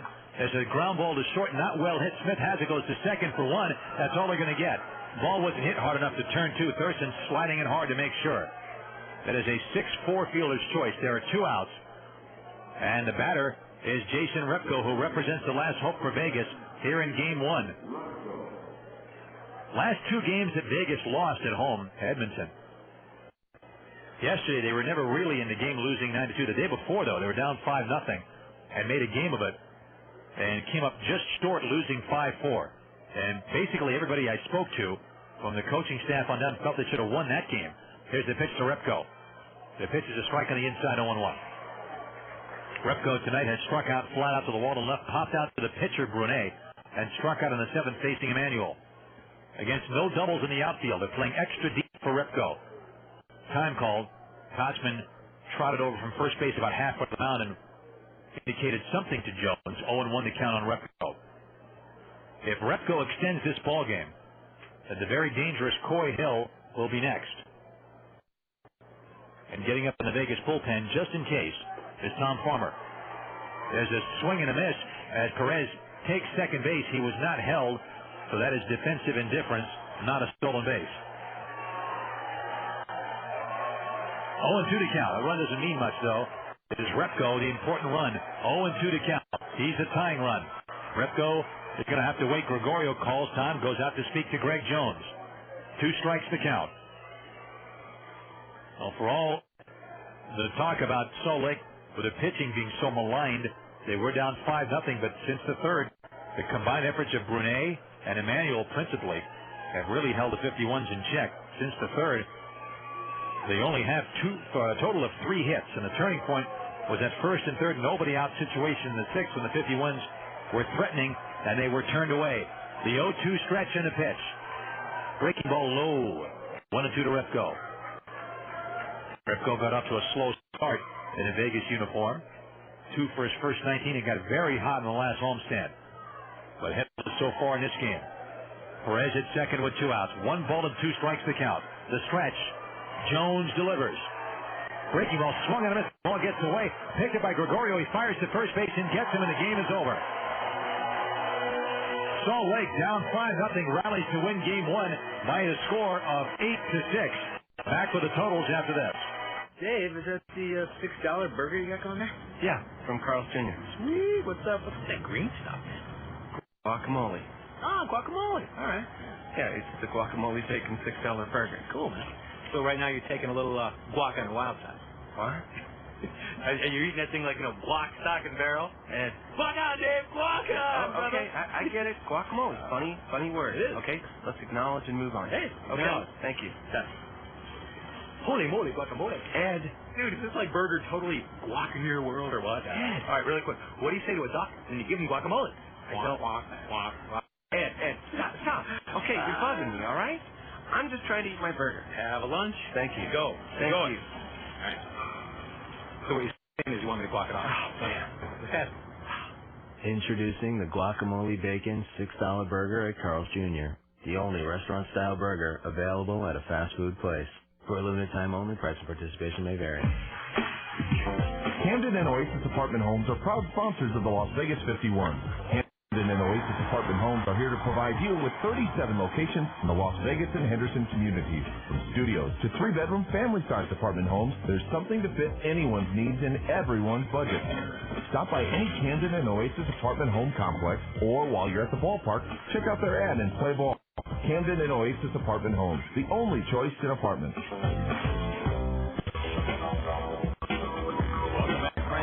In Salt Lake, Las Vegas sees one slip away. The Stingers, a tough team at home, regardless of what their overall record is. And the team with the worst record in the PCL overall bounces back and beats the Vegas 51s 8-6. Salt Lake now 27-46 on the year. In the first meeting of the year between these two teams, they get 8 runs on 14 hits and 2 errors, leaving 6 on base. Well, the 51s now 31-42. And for the Las Vegas 51s, their road record now falls to 10-23 on the year. For Vegas, 6 runs, 9 hits, and 1 error. They left 5 men on base.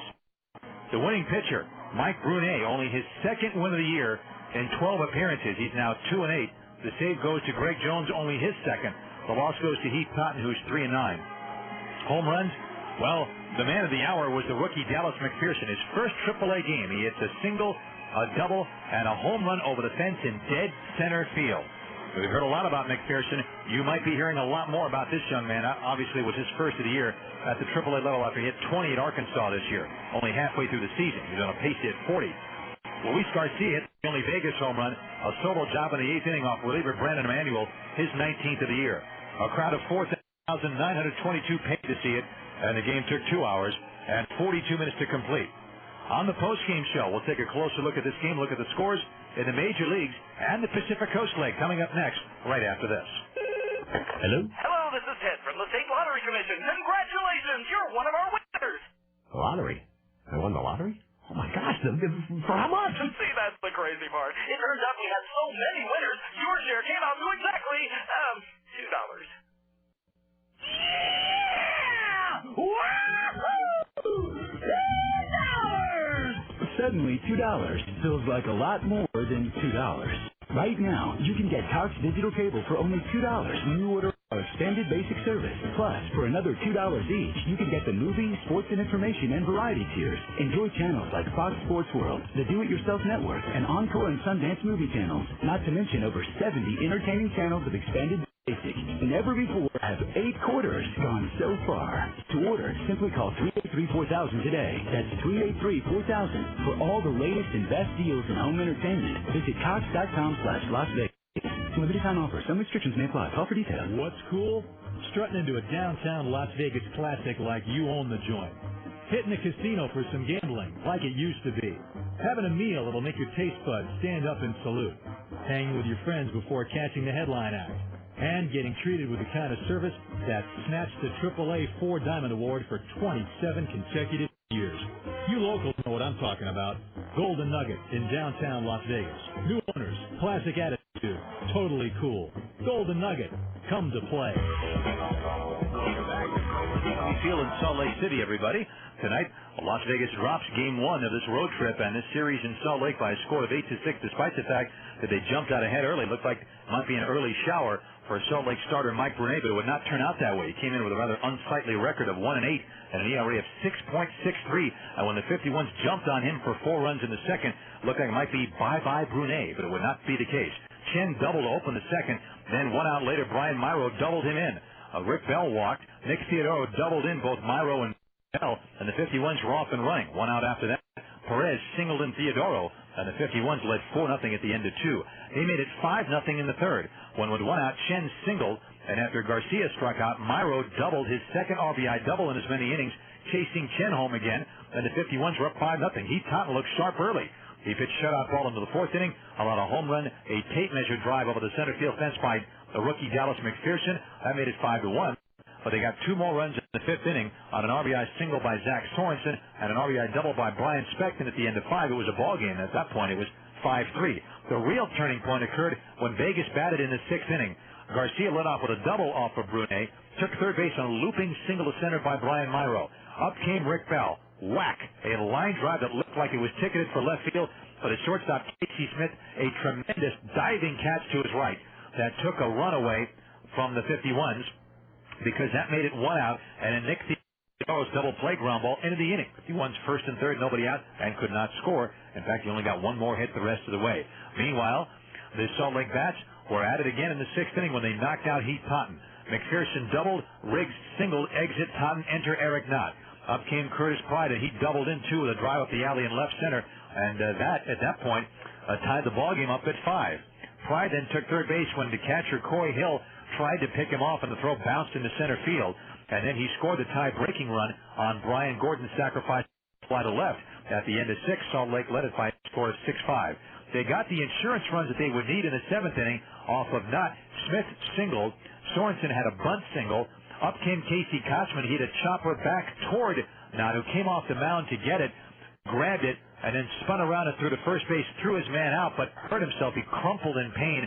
We can only hope it's not a recurrence of the ACL that he injured in spring training, but it was something that really inhibited his walking because either a knee injury, maybe an ankle, or maybe the ACL again. We certainly hope not. He had to be helped off the field by trainer Jason Mankey and manager Terry Kennedy.